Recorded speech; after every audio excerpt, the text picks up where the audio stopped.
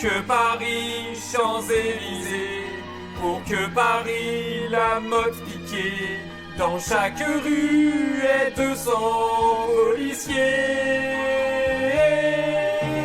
Les amoureux de Paris sont unis, tous unis, avec Dati pour Paris, Rachida pour Paris, tous unis, avec Dati pour Paris, Paris, Paris, Paris, Dati pour Paris.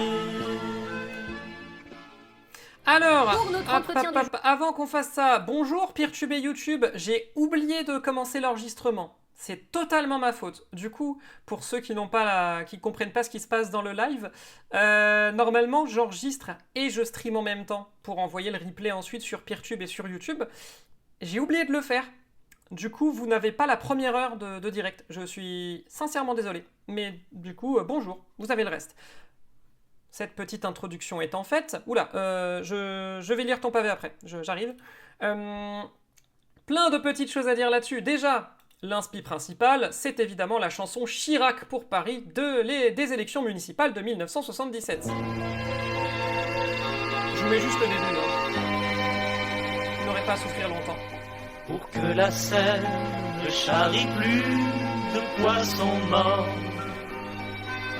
qu'on s'y promène et qu'on y puisse rêver encore. Pour que Paris des artisans, pour que Paris des petits marchands, dans chaque rue continue comme avant. Les amoureux de Paris sont unis, tous unis, avec Chirac pour Paris, Chirac pour Paris, tous unis. Voilà, je vais pas vous imposer les 3 minutes de chanson, mais c'est ça la ref. Et il y a plein de petits détails dedans, bien sûr, notamment, je ne vous en ferai qu'un seul, le fait que ça, c'est pas du tout à Paris, c'est en Italie, je crois. J'ai pris une image stock et ça n'est absolument pas à Paris. Mais je trouvais que ça représentait assez bien le bousin. Ah oui, hop, voilà. Et alors, attends, je vais prendre le temps de lire la pavasse qui s'est affichée de Catslover. Un président qui proposerait, un peu comme le NPA, de renoncer dès son élection à ses pouvoirs, déclencherait une constituante, une abolition des privilèges, et y compris et surtout une abolition du travail subordonné, ok. Une mise à plat du travail, une réquisition des moyens de production, une liberté d'action locale pour la réorganisation du travail, la fin du travail subordonné, l'orientation de l'économie vers l'utilité publique et non la croissance et la création de richesses, et il y a du boulot. Waouh!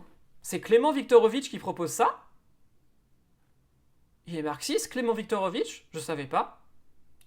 J'aime bien la proposition, hein. Je n'aurai pas le temps de l'étudier en détail ici, mais je savais... après, c'est presque plus une proposition de société qu'une proposition de constitution, du coup. C'est pas tellement une... C'est une 6ème République, mais c'est pas... Il parle pas tellement de la... Enfin, ça parle pas tellement de la constitution, ici, du coup.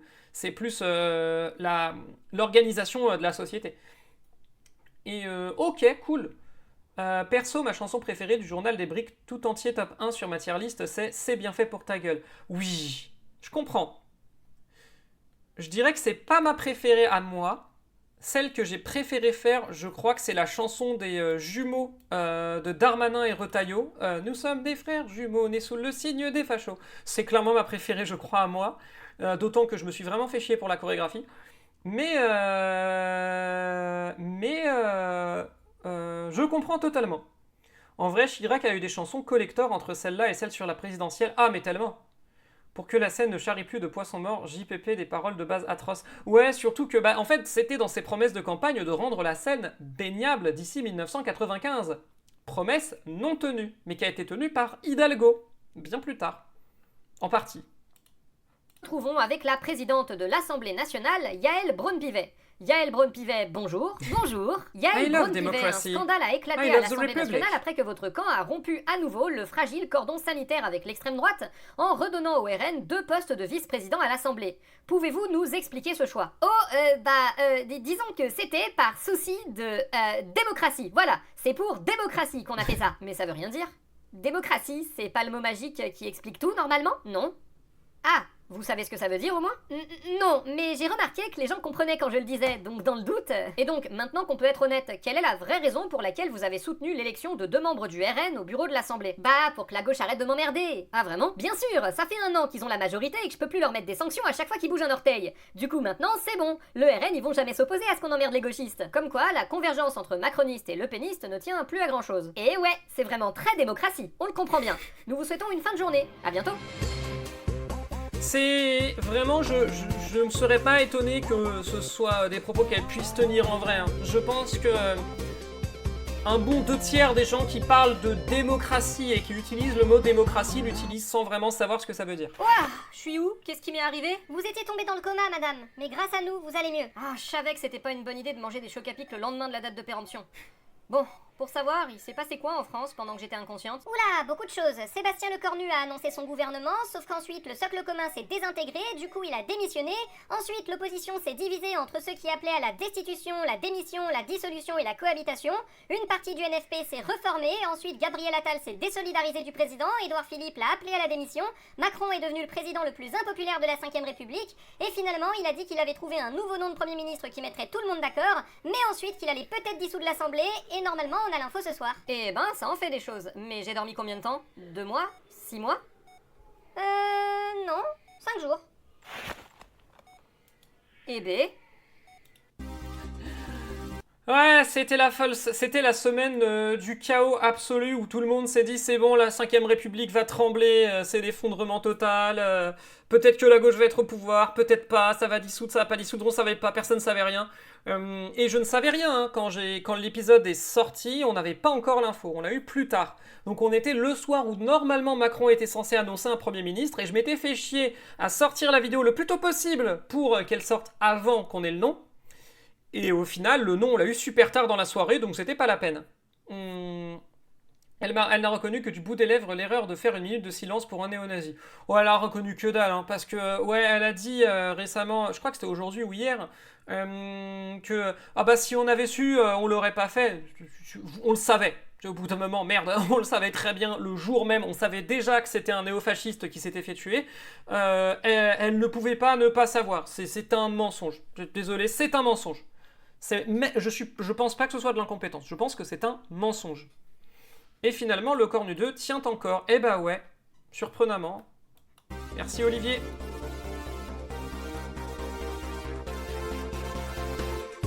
Exactement. Voilà.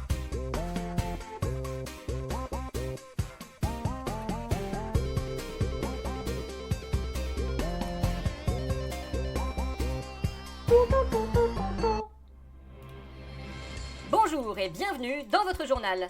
À la une cette semaine, il ne reste maintenant plus que 3 premiers ministres à Emmanuel Macron avant d'avoir un Premier ministre gratuit. Choix du nouveau Premier ministre, le président de la République a lancé d'ultime finale terminale, voilà cette fois c'est la bonne, sur la tête de ma mère, négociation, afin de trouver un accord avec les différents... Vu comment est Macron, il pourrait redissoudre en février 2027, je verrais pas l'intérêt qu'il aurait de le faire, même si en vrai, ce serait bien. Je dis ça très sincèrement, je pense que ce serait pas une mauvaise chose, parce que, pour le dire simplement, déjà, rien inverser le calendrier électoral serait probablement une bonne chose. Pour rendre les élections législatives plus importantes que l'élection présidentielle serait sans doute une bonne chose. Parce que ça permet justement d'éviter l'Assemblée nationale surdominée par le parti du président ou de la présidente de la République, et donc de contraindre quand même un peu plus. Parce que malgré tout, les macronistes là ont beaucoup moins les mains libres et ont été obligés de faire des concessions qu'ils n'auraient pas eu à faire s'ils avaient été en situation de majorité absolue. Ça reste moins pire que s'ils avaient réussi à obtenir une majorité absolue, je pense. Encore que...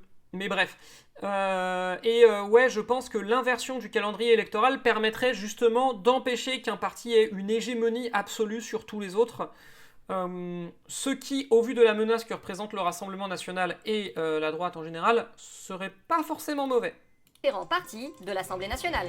Ça réglerait pas grand-chose. La nouvelle de la semaine, c'est bien sûr tout d'abord l'implosion du socle commun et du gouvernement Lecornu, qui devient ainsi le chef de gouvernement le plus éphémère de l'histoire. Bayrou, Barnier, faites-moi de la place. Ok. Bon, c'est confortable en vrai. Ouais, en France, on est bon pour recycler les ordures. Eh, mais qu'est-ce qu'il fout là, Bruno Le Maire? Va trouver une autre poubelle.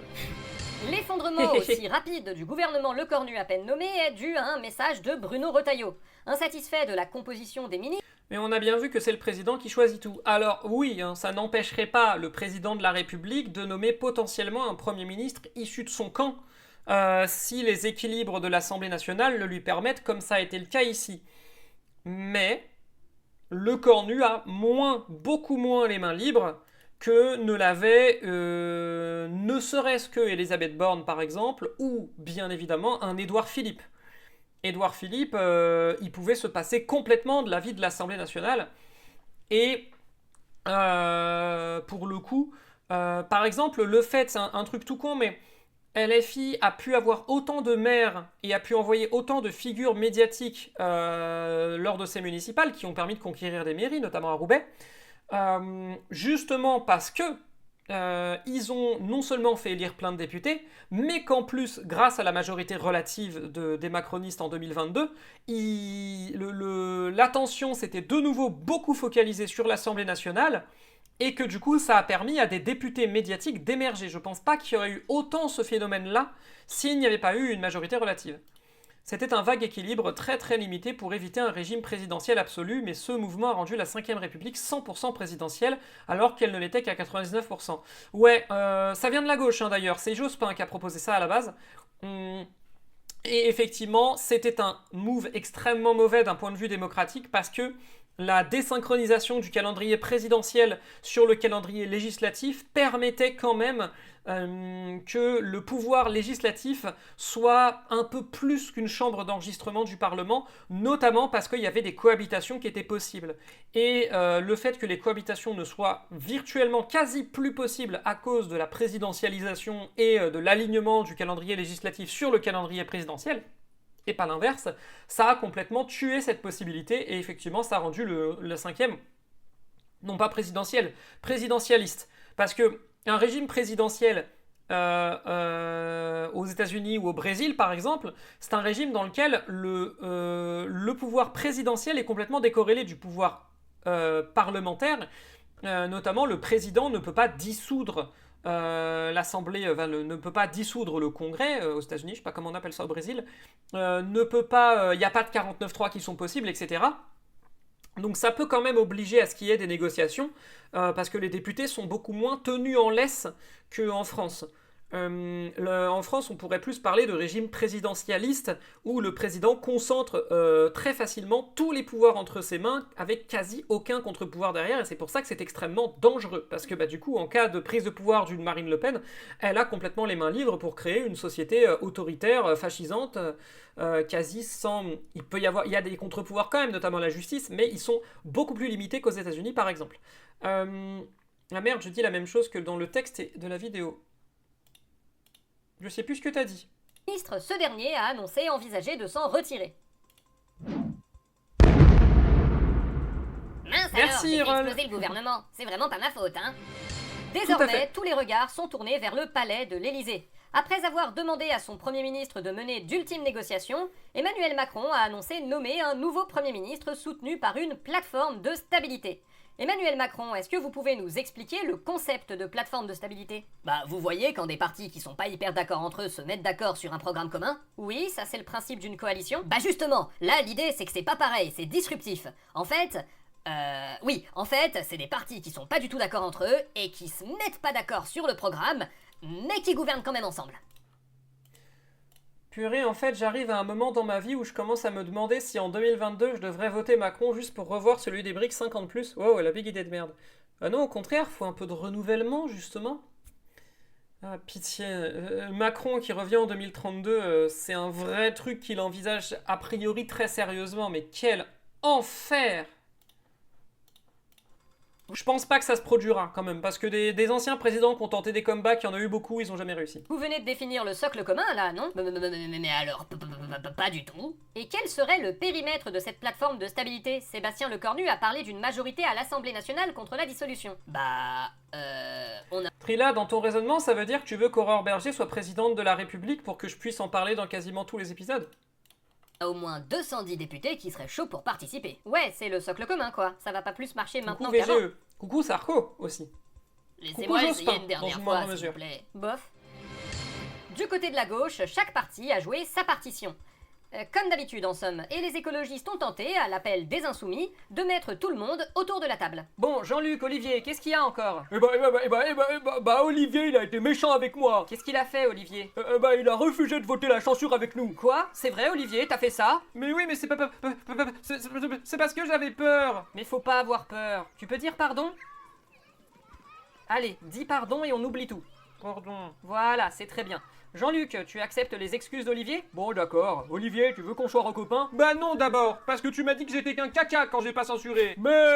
Ouais, vous êtes pas rendu. À qui le dites-vous? Pour notre entretien du jour, nous recevons le Premier ministre démissionnaire, Sébastien Lecornu. Sébastien Lecornu, bonjour. Bonjour. Sébastien Lecornu, pouvez-vous nous faire un bilan de vos négociations pour Matignon? Oula, vous êtes sûr? Oui, ce serait un bon moyen d'éclairer le débat public sur les perspectives du pays. En fait, y a rien. Ah! Rien? Bah ouais, j'ai fait semblant. Mais pourquoi? Merci. Quel intérêt? Bah en fait, Emmanuel, à chaque fois que j'ai essayé de lui dire que c'était pas possible de faire une grande coalition, il m'a dit « Si tu te débrouilles, nananaire ». Du coup, pour lui faire plaisir, j'ai fait semblant. Et les partis que vous avez rencontrés? Ah, ils étaient dans le coup aussi. J'étais tellement au bord des larmes quand je leur ai expliqué la situation. Ce que j'ai retenu de ma vie à Notre-Dame-des-Landes, le dissensus doit être maintenu et même encouragé. Tout ce qui limite et diminue le dissensus doit être éliminé. Le dissensus est consubstantiel de la vie en communauté. Quiconque le limite est un traître à la cause commune. Par dissensus, t'entends la politique en fait, parce que la politique c'est le dissensus. Je me croirais au boulot quand les gosses se disputent. Ah! Je comprends. Qui m'ont dit qu'ils comprenaient et qu'ils ont joué le jeu. Mais du coup, pour la réunion d'aujourd'hui avec les partis d'opposition sauf le RN et la France Insoumise, il va se passer quoi? Oh bah je sais pas, ils se démerdent hein. Bon, et bien que tout le monde se rassure, le destin du pays est entre les mains d'Emmanuel Macron. Nous souhaitons une soirée. Ah bien... Ah c'est bon, on connaît le nom du nouveau Premier ministre. Ah, alors c'est qui? Eh ben c'est... Franchement, à ce moment-là, je ne pouvais pas deviner qu'il allait renommer Lecornu. Bref. Mais je suis où? Bonjour, Sébastien Lecornu. Quoi? Qu'est-ce que c'est? Vous êtes qui? Je suis l'intelligence artificielle, Ellie 01. Je suis chargée de vous guider dans votre travail. Quel travail? Qu'est-ce que c'est que cette histoire? Le président de la République Emmanuel Macron a nommé monsieur Sébastien Lecornu Premier ministre et l'a chargé de composer un gouvernement. Quoi? Non, c'est pas possible, j'ai déjà démissionné. Vous devez vous mettre au travail, Sébastien Lecornu. Je suis là pour vous assister dans votre tâche. J'ai d'ailleurs plusieurs noms de ministres éventuels à vous soumettre. Non, je veux pas, j'en ai marre. Pourquoi moi? Je veux pas recommencer. Vous devez vous mettre au travail. J'ai trouvé un nouveau son de toc toc toc depuis parce que celui-là avait le problème d'être beaucoup trop de bonne qualité et donnait vraiment l'impression qu'il y avait quelqu'un derrière toi en train de toquer à la porte. Et c'était... pas dingue. Sébastien Lecornu, que diriez-vous de Laurent Nunez au ministère de l'Intérieur? Non! Oh, c'était qu'un rêve. J'ai vraiment eu peur. Tiens.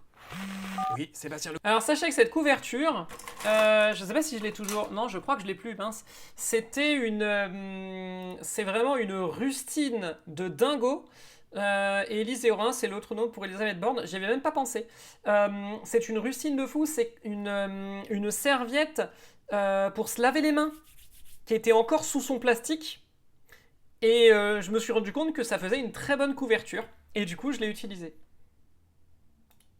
Lecornu à l'appareil. Monsieur le Premier ministre, vous avez été choisi par le président. Vous revenez à Matignon. Félicitations, monsieur. Quoi? Mais non! Sébastien, coucou. C'est moi, c'est Emmanuel. Tu vas pas me croire, mais j'ai une super nouvelle à t'annoncer. Bonjour et bienvenue dans l'heure des briques, votre émission qui décrypte l'actualité de façon très objective. Et tout de suite, votre flash info. Première apparition de Marion Lopez, qui est revenue pas mal de fois dans l'heure des briques, même si maintenant je suis revenu à la journaliste de base. J'ai changé la voix parce que la première fois, du coup, elle avait cette voix qui correspondait pas du tout en fait à la vraie Marion Lopez, et du coup, je lui ai mis une voix qui correspond mieux.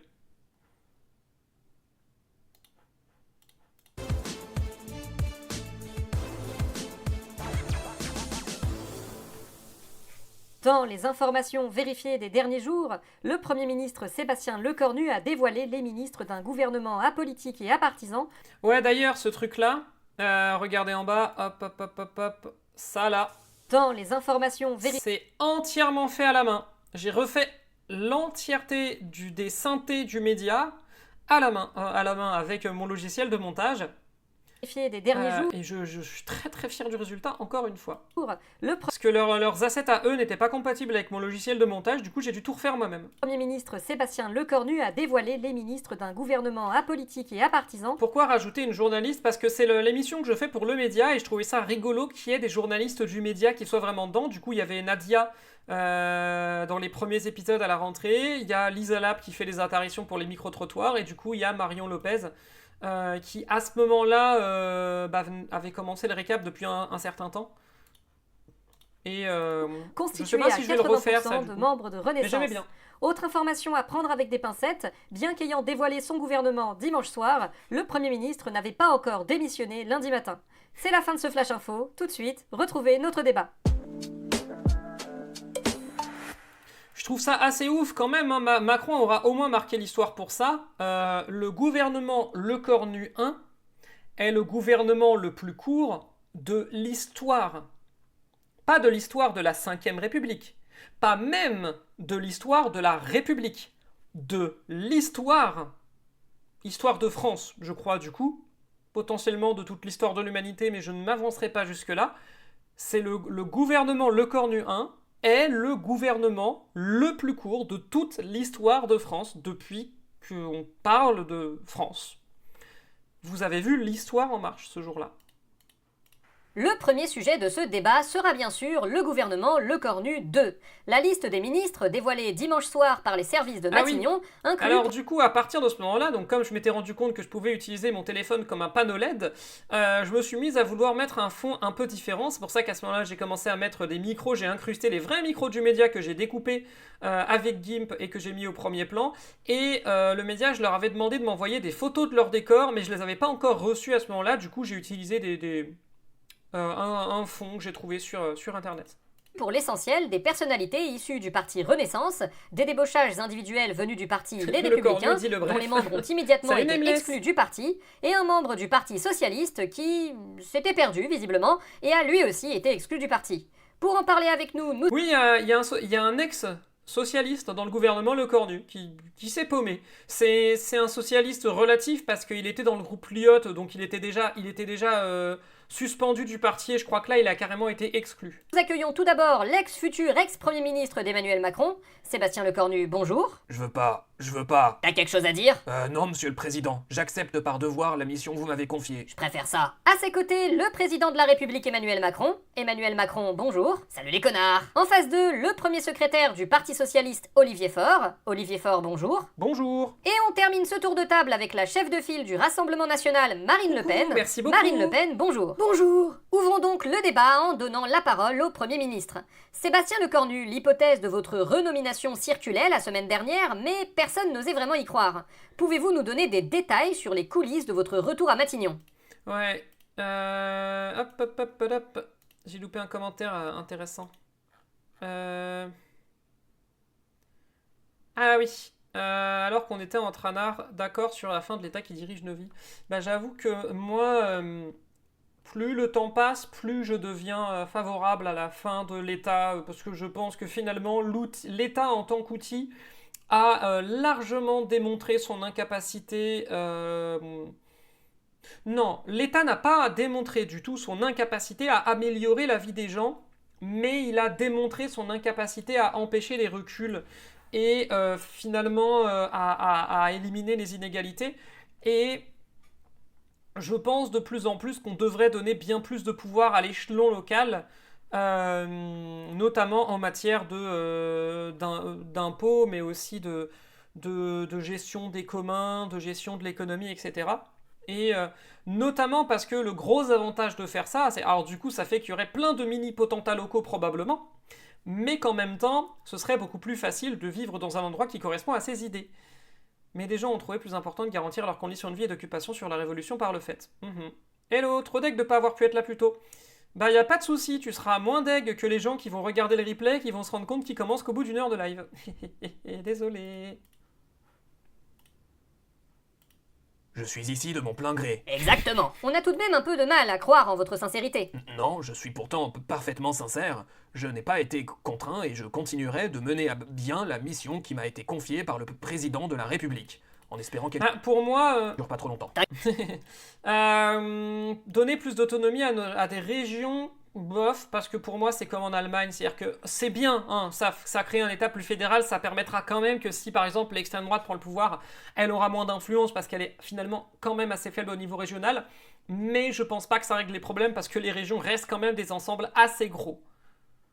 L'État, c'est l'outil de la domination d'une classe sur une autre, là c'est un État capitaliste. Oui, je suis pas en désaccord avec ça du tout. T'inquiète pas, Seb, t'es mon poulain, je te laisserai pas tomber. Même s'il te censure, je te renomme direct. Mais non! T'as dit quoi? Merci, monsieur le président. Ah oui, c'est bien ce que je pensais avoir entendu. Non mais attendez, vous pouvez pas le renommer si on le censure. Bah si. En plus, toi, tu m'as promis que tu censurais pas. Mais non, putain! Olivier Faure, c'est vrai? Mais non, j'ai jamais dit ça! Alors pourquoi est-ce que tout le monde vous accuse d'avoir eu un appel téléphonique avec Emmanuel Macron qui l'aurait conforté dans le fait de renommer Sébastien Lecornu? Mais j'ai dit que s'il suspendait la réforme des retraites et renonçait au 49.3, on censurait pas. Mais ça, c'est ce que vous dites depuis le début. Bah oui, vous voyez? Et vous avez conscience que ça n'arrivera jamais, non? Bah je sais pas, on sait jamais. Quand même, le fait que... Oui, d'accord, j'avais tort. Relativement, parce que suspensio-nouille, hein. Ouais, on y reviendra de toute façon, hein, j'en ai reparlé. La seule ministre qui a osé dire publiquement qu'elle était favorable à une suspension de la réforme des retraites a été débarquée du gouvernement devrait être un bon indice pour vous. Ah oui, non mais ça c'est Elisabeth Borne qui s'était mise à déconner. On l'a renvoyée chez le fabricant, normalement ils doivent nous en expédier une nouvelle bientôt. Oui bah au moins on pourra pas nous reprocher de pas avoir essayé. Ah on ça, l'a jamais revu. moi je serais jamais vous le reprocher. Bande de carpettes! C'est fou de continuer à faire survivre les gouvernements macronistes comme ça, à croire que vous êtes ces idiots utiles. Bah quoi? Non, rien, continue, t'inquiète, personne n'a rien remarqué. Marine Le Pen, vous restez sur votre position de censure a priori? Ouais, maintenant c'est fini les conneries! Dans une économie mondialisée, c'est compliqué de prendre que des décisions décentralisées. Non, mais tu peux faire un entre-deux. Du coup, être candidat à diriger un État capitaliste, c'est assez dérisoire. Bah, le truc, c'est que comme l'État reste l'outil, entre guillemets, principal actuellement pour faire évoluer la vie des personnes, c'est logique que tout le monde ait fini par devenir plus ou moins électoraliste. Mais moi, par exemple, c'est un point sur lequel je m'oppose énormément à la France Insoumise, c'est qu'ils ont une vision vachement jacobine, vachement l'État, vachement étatiste des choses qui, à mon avis, est une erreur. Les régions gérées par des bourgeois ne garantissent en rien la vie des gens, les enferment dans des rapports de domination et les maintiennent en soumission. Je suis un peu d'accord. J'ai rien dit quand moi, c'était les le régions, gouvernement c'est pas du tout Barnier la avec bonne des échelle. ministres macronistes, ni pour le gouvernement Bayrou et qu'il a rien fait pendant 8 mois, ni quand il y a eu l'affaire Betaram, ni quand il est revenu sur sa parole concernant les retraites, ni quand on a demandé la dissolution et qu'il a nommé Lecornu, mais là, ça suffit! Et si Emmanuel Macron s'obstine à ne pas dissoudre comme vous le demandez, vous voterez en faveur de sa destitution comme le proposait LFI? Non, parce que nous sommes une opposition responsable et que... Est-ce que c'est parce que vous voulez attendre que votre procès en appel soit passé et que vous soyez fixé sur votre éligibilité ou non avant de provoquer toute élection présidentielle? Disparition ninja! De toute façon, vous pouvez toujours... Ça fait un moment que je l'ai plus trop repris le même de Disparition Ninja, mais en même temps je trouve que je l'avais un peu usé jusqu'à la corde. Mais peut-être qu'il reviendra. Vachement, la République est progressiste et les autres, ils sont juste pas républicains. Pour attendre, hein, je dis sous que dalle. Ça veut dire que si Lecornu tombe, vous vous résignez à nommer un Premier ministre de gauche? La bonne blague. Non, je renomme Lecornu. Et s'il est de nouveau censuré, je le renomme encore. Mais vous pouvez pas faire ça? Bah si, c'est ça qui est génial, j'ai trouvé l'exploit de bug. Y a rien dans la Constitution qu'empêche de nommer 30 fois de suite la même personne si on veut en fait. Oui, sauf que si vous faites ça, vous allez finir par vous faire destituer pour de vrai. Vous croyez vraiment que les républicains vont avoir les couilles d'appuyer sur le bouton destitution, vous? Ah oui, ok. Exactement, je suis intouchable. Vous peut-être, mais au plus tard, il y a des élections dans 1 an et demi. Sauf que si vous continuez à faire ça, vos successeurs, ils vont se faire pulvériser. Bah ouais. Ah, et donc ça aussi c'est prévu. Évidemment, je vous l'ai dit, moi je veux pas de successeur. Mon successeur, ce sera moi. Eh ben, moi, personnellement, ma proposition personnelle que je défends, c'est une... pour un régime qui resterait étatiste malgré tout, c'est une 6ème république basée sur de la démocratie directe où on remplacerait où le pouvoir législatif principal serait assuré par des assemblées citoyennes tirées au sort, renouvelées régulièrement, et où le Sénat serait remplacé par une assemblée nationale à stricte représentativité genrée et socio-professionnelle, et avec une proportionnelle intégrale sans seuil minimum, et avec un certain nombre de garde-fous pour éviter les dérives, et également notamment un référendum d'initiative citoyenne qui pourrait être activé pour tout un tas de raisons, et de décliner ce régime-là au niveau local, sans oublier bien sûr le fait de démocratiser le travail en mettant en place des coopératives pour absolument toutes les entreprises, même les plus grosses, et en refondant complètement le pluralisme des médias, notamment en arrêtant de croire que des médias peuvent être neutres. Voilà. Ça, c'est ma petite proposition de 6ème République. En 2032, le recours républicain face au Rassemblement National. Ouais, j'ai des doutes sur l'efficacité quand même. Bonjour! Ah, vous êtes là, vous? Vous avez vu, je suis reministre! Oui, Aurore, t'inquiète pas, on a vu. Je suis contente, vous savez? Eh ben, ça en fait au moins une qui passe un bon moment. C'est bien la seule. Oui, d'ailleurs, Sébastien Lecornu, un mot sur votre déclaration de politique générale? Vous les essoufflez de plus en plus vite quand même. Ouais, c'est pas grave, lui je l'ai déjà commandé en plusieurs exemplaires. Et à ce train-là, on n'est pas prêt d'en voir le bout. Nous vous souhaitons une soirée. À bientôt. Comment tu élis une assemblée nationale représentative socialement? Eh bien, les statistiques socioprofessionnelles, on les a. Donc on peut savoir quelle est la profession de quelqu'un ou le statut social de quelqu'un, son origine sociale, etc. Il y a un certain nombre de choses qu'on peut savoir quand même, sans forcément avoir besoin de fouiller dans la vie privée. Je parle juste de connaître le taf ou l'absence de taf de la personne et son revenu. Juste ça suffirait. Le genre également. Et ensuite, tu contrains l'intégralité des partis politiques à présenter des listes, puisque ce serait un scrutin de liste, à présenter des listes qui contiennent, mettons, on va dire 47% d'hommes, 47% de femmes et le reste de personnes non-binaires, par exemple. Bonne chance au RN pour en trouver. Et une stricte parité socio-professionnelle, ça veut dire que s'il y a 20% d'ouvriers dans le pays, il doit y avoir 20% d'ouvriers sur ta liste. Et si tu n'es pas capable de trouver 20% d'ouvriers, eh ben tu ne te présentes pas, tout simplement. Et ça, je pense que rien que faire ça, ça aurait un impact mais énorme. Si on faisait ça au niveau de l'Assemblée nationale, je pense que ça aurait un impact énorme sur les textes qui seraient votés, sur l'autonomie de l'Assemblée, sur le pouvoir législatif. Je pense que ce serait incroyable de faire ça. Perso, je trouve que l'État, quel qu'il soit, crée une classe dominante de politique qui a accès à un pouvoir militaire et qui peut prendre n'importe quel autre pouvoir de par ce pouvoir militaire. C'est pas faux. Hop.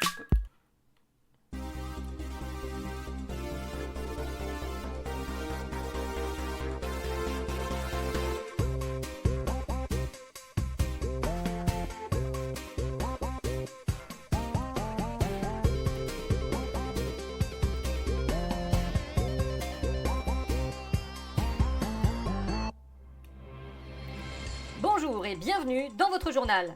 À la une cette semaine, face à la présence de troupes persistantes du Hamas dans la bande de Gaza, le Premier ministre israélien Benjamin Netanyahou a menacé de leur redonner les otages pour reprendre la guerre et le génocide s'ils ne cédaient pas à ses exigences.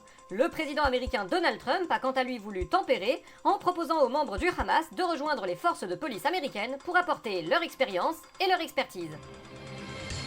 L'information importante de la semaine, c'est bien sûr la censure du nouveau Premier ministre d'Emmanuel Macron, Sébastien Lecornu. Ce dernier a en effet été renversé hier avec son gouvernement après la motion déposée par les Insoumis, et qui a évidemment été... De quoi ? Comment ça, pas censuré ? Mais il peut pas ne pas avoir été censuré, il y a toute l'extrême droite et toute la gauche qui l'ont voté. Comment ça, le PS a pas voté ? Mais bordel. Olivier, viens ici. J'ai rien fait, madame. Non mais t'inquiète, on va parler. Moi j'ai tout vu, madame, je sais ce qu'il a fait. Non mais c'est bon, Marine, laisse-moi m'en occuper. Ouais, je gère plutôt bien, j'adore ce running gag, faut vraiment, je l'ai réutilisé beaucoup, moi maintenant du coup, parce que comme tout, j'essaie de renouveler régulièrement les blagues quand même, mais j'ai beaucoup aimé ce running gag de la gauche qui était une cour d'école.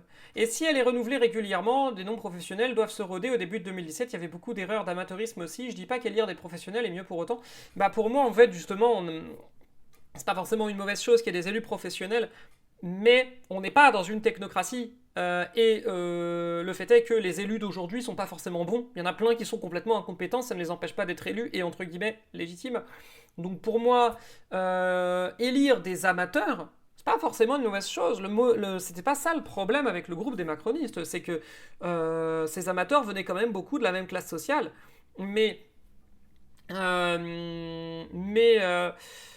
je te dirais que justement un gros problème qu'on a aussi, et ça c'est dans tous les régimes parlementaires, c'est que les lois ne sont pas faites pour être comprises par tout le monde, elles sont faites pour être comprises au mieux par ceux qui les votent et c'est tout.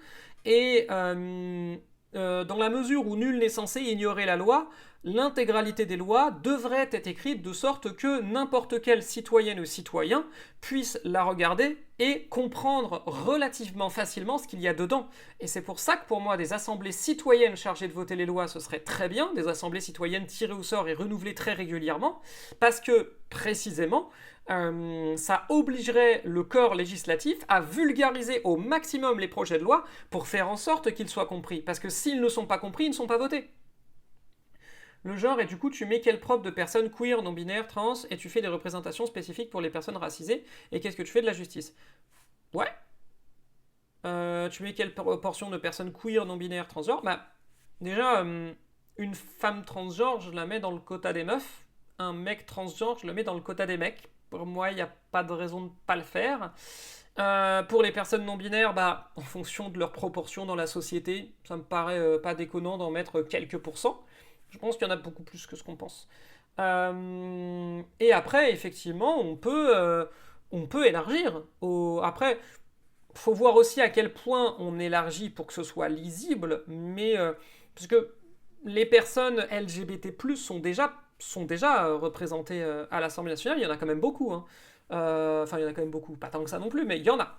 Ça commence à se faire. Avec la normalisation, ça se fait quand même. Le problème, c'est qu'elles sont toutes issues de la même classe sociale, quand même, quoi. Il n'y a pas beaucoup de personnes LGBT issues des classes populaires à l'Assemblée nationale, je dirais même qu'il n'y en a pas du tout. Mais oui, c'est faisable. De mon point de vue, c'est faisable. Et qu'est-ce que tu fais de la justice? C'est un point que j'ai pas réfléchi. Je l'admets totalement. Je l'admets. Parce que j'estime pas avoir de compétences suffisantes en matière de comment la justice fonctionne pour pouvoir imaginer un système de justice complètement alternatif au système actuel. Le tirage au sort, ça devrait garantir la représentativité, loi des grands nombres, etc.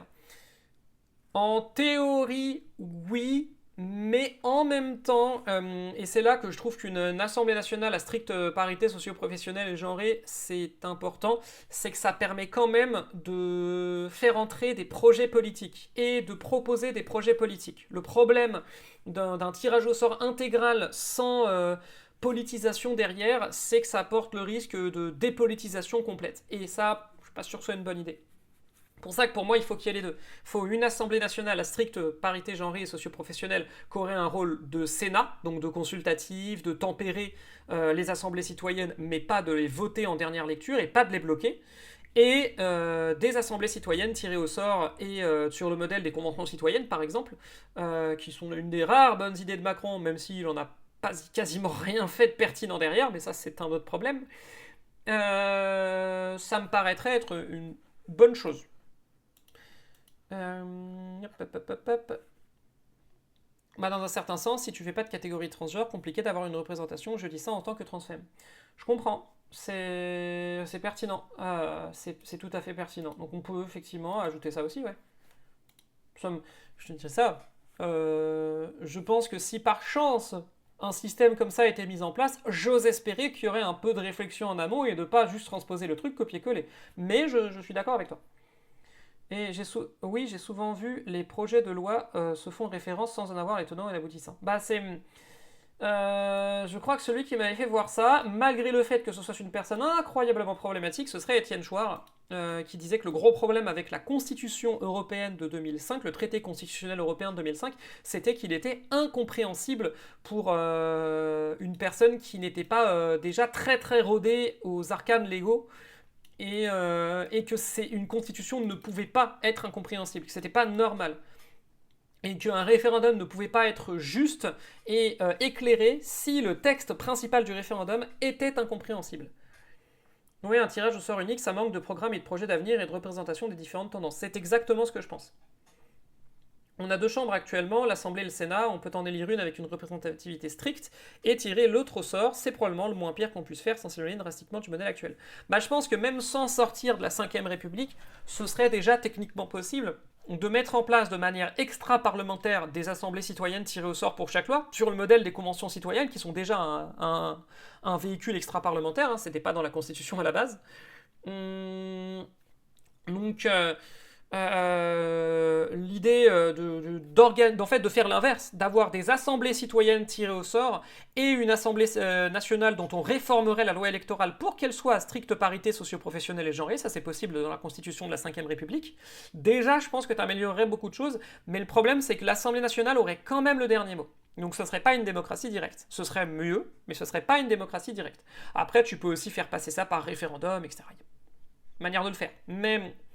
ce serait pas un truc de long terme parce que ce serait pas pérenne, du coup. Il suffit que le président suivant décide, non, je retourne au truc ancien pour que ça disparaisse automatiquement.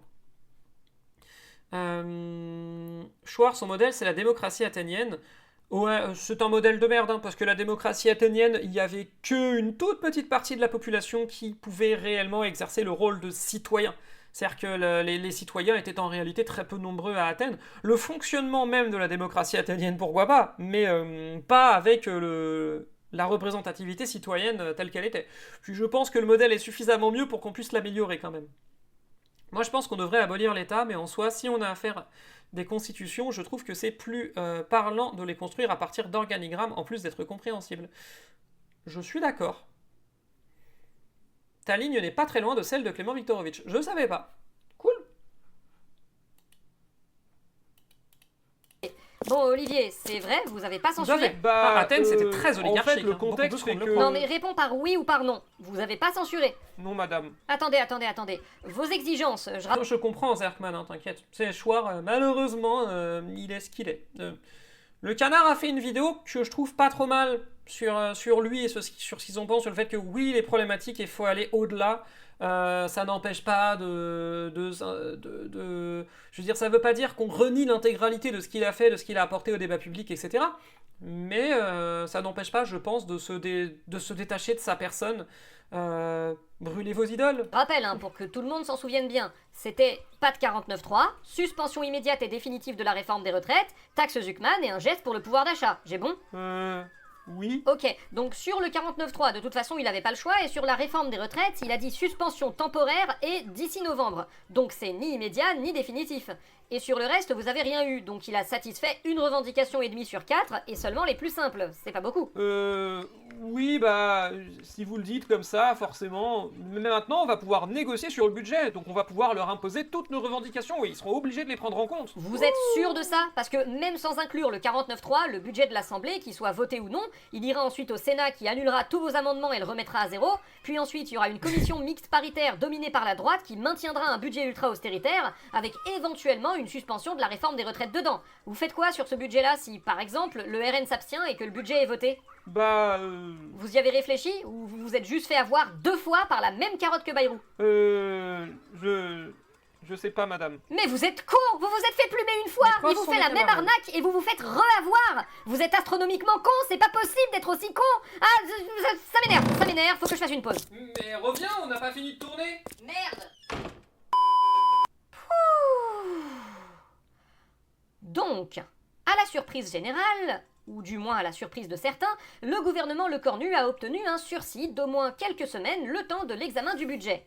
C'est du côté des Républicains que la pilule de la suspension de la réforme des retraites a été la plus dure à avaler. C'est un scandale! Une trahison! Les macronistes se sont vendus aux islamo-gauchistes! Bruno Retailleau, plusieurs de vos proches des Républicains ont publiquement appelé les députés LR à voter la censure, mais ils ne l'ont pas fait. Qu'est-ce qui s'est passé? C'est ces enfoirés de députés qui sont incapables de respecter la discipline du parti. Ce sont des traîtres qui savent pas respecter l'autorité. Ah bon? Mais le chef des Républicains, c'est vous. Ça veut dire que vous êtes incapable de gérer vos propres troupes? Vous dites que j'ai aucune autorité, c'est ça? Disons que pour quelqu'un qui veut rétablir l'ordre partout, ne pas être capable de rétablir l'ordre chez ses députés, c'est compliqué. Et mon cœur? Qui va venir et rétablir l'ordre dans mon cœur? Hein? Parmi les ministres, principalement macronistes du nouveau gouvernement Lecornu, l'une des nominations qui ont retenu l'attention est celle d'Édouard Geffray à l'Éducation nationale. Édouard Geffray, bon... Ah Eh bien, qu'est-ce qu'il y a? Désolé, vous m'avez fait peur. Ah pardon. Oui, donc, Édouard Geffray, pouvez-vous nous expliquer quelles sont vos compétences pour le poste? Eh bien, je suis un haut fonctionnaire de renom, et j'ai d'ailleurs été un proche collaborateur de l'ancien ministre de l'Éducation nationale, Jean-Michel Blanquer. Ouais, je suis pas du tout aussi catégorique sur le Parti Socialiste, mais après ça dépend de la définition qu'on met sur le mot gauche, et pour moi, à partir du moment où on considère que gauche, c'est de vouloir de vouloir aller dans le sens d'une société qu'on pense meilleure, dans le sens de plus d'égalité et d'équité entre les individus membres de cette société, tout parti qui propose ça, même au minimum, peut être considéré comme étant de gauche. Mais c'est pas un totem, c'est pas forcément bien. Tu peux être de gauche, être une grosse crevure, et il y a des gouvernements de gauche qui ont fait n'importe quoi, et il y a des dictatures de gauche, enfin bref, voilà, c'est possible. Et j'ai pas de mal à considérer que le PS est un parti qui va du centre-droit, pour son aile la plus droitière, à la gauche social-démocrate pour ses élus les plus à gauche. Et le gros problème du PS aussi aujourd'hui, c'est justement qu'il a des courants qui sont extrêmement antagonistes. Encore, il a grosso modo deux courants. Il y a le courant social-démocrate et le courant que je qualifierais de démocrate chrétien. Donc le courant de gauche et le courant de centre-droit. Et le problème, c'est que les deux ne sont pas censés pouvoir coexister. Ils ne coexistent que pour les postes. Et personnellement, je pense que même Olivier Faure gagnerait considérablement à ce que toute l'aile droite du PS fasse sécession pour rejoindre Glucksmann chez Place Publique, par exemple. Parce que même si ça priverait le PS d'une grosse partie de son ancrage local, il ne le perdrait pas totalement. Il y a pas mal, je pense, d'élus qui resteraient quand même au PS.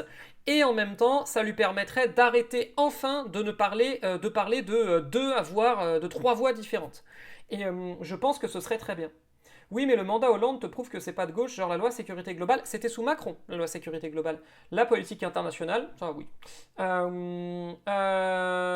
c'est revenir vers de la surveillance et une forme de néocolonialisme. Alors, je suis d'accord sur le fait que le mandat Hollande, à quelques exceptions près, était un mandat de droite, mais justement, sous le mandat Hollande, c'était l'aile droite du parti, l'aile de centre-droit du parti qui était au pouvoir. Et justement, pour moi, c'est pas surprenant qu'une aile de centre-droit ait fait une politique de droite et dérivé de plus en plus à droite, en plus au fur et à mesure des années. Même si pour moi, les deux premières années de mandat Hollande, c'était du centre-gauche quand même. Il y a eu quelques éléments. Il y a eu des trucs de gauche qui ont été faits quand même, mais seulement, je te dirais, les deux premières années grosso modo, quoi. Après c'était terminé. Et pour moi, le mandat Hollande, il y a vraiment deux parties. Il y a la période Hérault, qui est une période de centre-gauche, avec quelques trucs progressistes qui sont faits, et des trucs néolibéraux en même temps, et la période Valls, qui est par contre une période de droite. La loi sur la sécurité sous Hollande... Je sais plus, je sais qu'il y a la loi Cazeneuve qui a été surnommée la loi permis de tuer à la fin du mandat Hollande. Mais je sais que là, l'entrée des dispositions de l'état d'urgence dans le droit commun, c'est Macron. Et la loi sécurité globale, c'est encore après, c'est Macron aussi. Vous dites plus rien? Oui, pardon, désolé, vous avez dit Jean-Michel Blanquer, ça m'a mise en plein flashback post-traumatique. Et sinon, quelles sont vos ambitions pour l'éducation nationale? Cela va de soi, supprimer des milliers de postes de professeurs, d'AESH et de surveillants dans le public, et ne surtout pas toucher au financement du privé. Bon, au moins, y a rien de spécial qui change.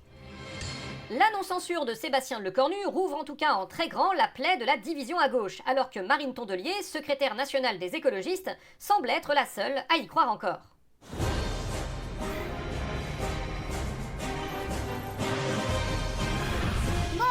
Pour cette nouvelle réunion de l'Union de la gauche. Marine, ça va?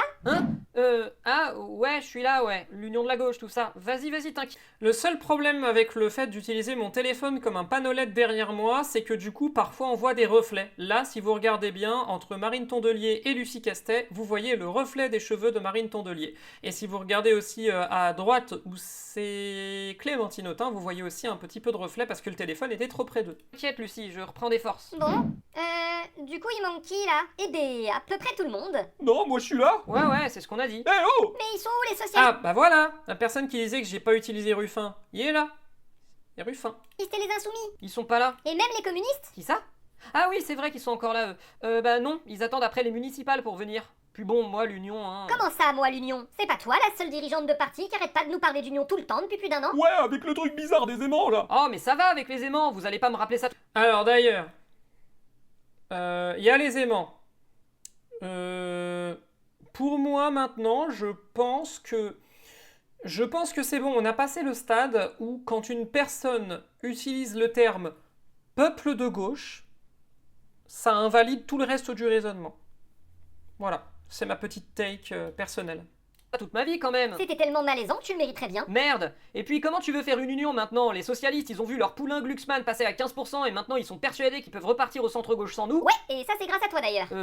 Comment ça? Bah, pour rappel, aux européennes. Oh non, me reparle pas des européennes, pitié. Bah n'empêche que celle qui a refusé de faire l'union à l'époque, c'était toi.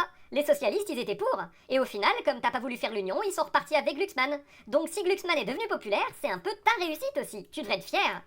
J'aimerais qu'on se rappelle de ça. J'aimerais qu'on n'oublie pas que si Glucksmann a pu revenir sur le devant de la scène, être réinvesti par le Parti Socialiste pour les unions européennes et faire le score qu'il a fait, et agréger le vote utile, c'est parce que Marine Tondelier a refusé une liste commune de la NUPES aux européennes.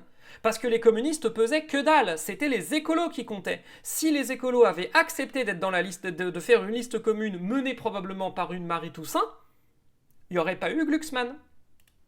Voilà. Merde.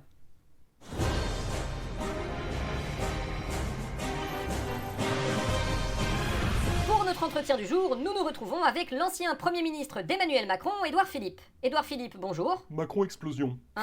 Justement, Édouard Philippe, vous avez bien participé ces derniers jours à l'explosion de la coalition Ensemble pour la République en appelant avec insistance le président Emmanuel Macron à présenter sa démission après le vote du budget. Pourquoi cela? Car j'estime qu'aujourd'hui, il y a un mal-être dans le pays. Je crois que l'État n'est plus tenu, et qu'il faut en prendre conscience. Vous voulez dire qu'aujourd'hui, Emmanuel Macron n'a plus de prise sur son mandat? Et qu'une nouvelle élection présidentielle permettrait de ressouder la nation autour d'une personnalité, que vous imaginez être vous? Alors, je ne souhaite pas en faire une question de personne. Dans une élection présidentielle, il y aura plusieurs candidats, qui défendront chacun une vision du pays et de l'avenir de la nation, et à la fin, ce seront les citoyens qui pourront trancher. Toutefois, s'il y a une présidentielle anticipée, vous devrez faire toute la campagne en portant le bilan d'Emmanuel Macron sur vos épaules. Est-ce que ça ne risque pas de compromettre vos chances? Je ne crois pas, car je suis différent d'Emmanuel Macron. J'ai été son Premier ministre de 2017 à 2020, et c'est bien ce bilan que j'assumerai devant les électeurs. Et finalement, n'est-ce pas cela qu'on demande? Un peu d'honnêteté en politique. Nous vous souhaitons une fin de journée. À bientôt. C'est vrai que je l'avais déjà fait. Ouais, tu peux suivre, effectivement, vous pouvez vous abonner à ce site internet avec un compte fait divers, donc ça peut être Mastodon, Pleroma ou d'autres, et vous aurez une notification à chaque début de live. Le texte est en blanc, on a du mal à le voir. Ouais, je sais, je m'en étais pas rendu compte à ce moment-là, mais on me l'a dit sur une des dernières vidéos, et effectivement, ça se voyait pas suffisamment, donc je vais retravailler ça pour la prochaine fois que je ferai ce gag.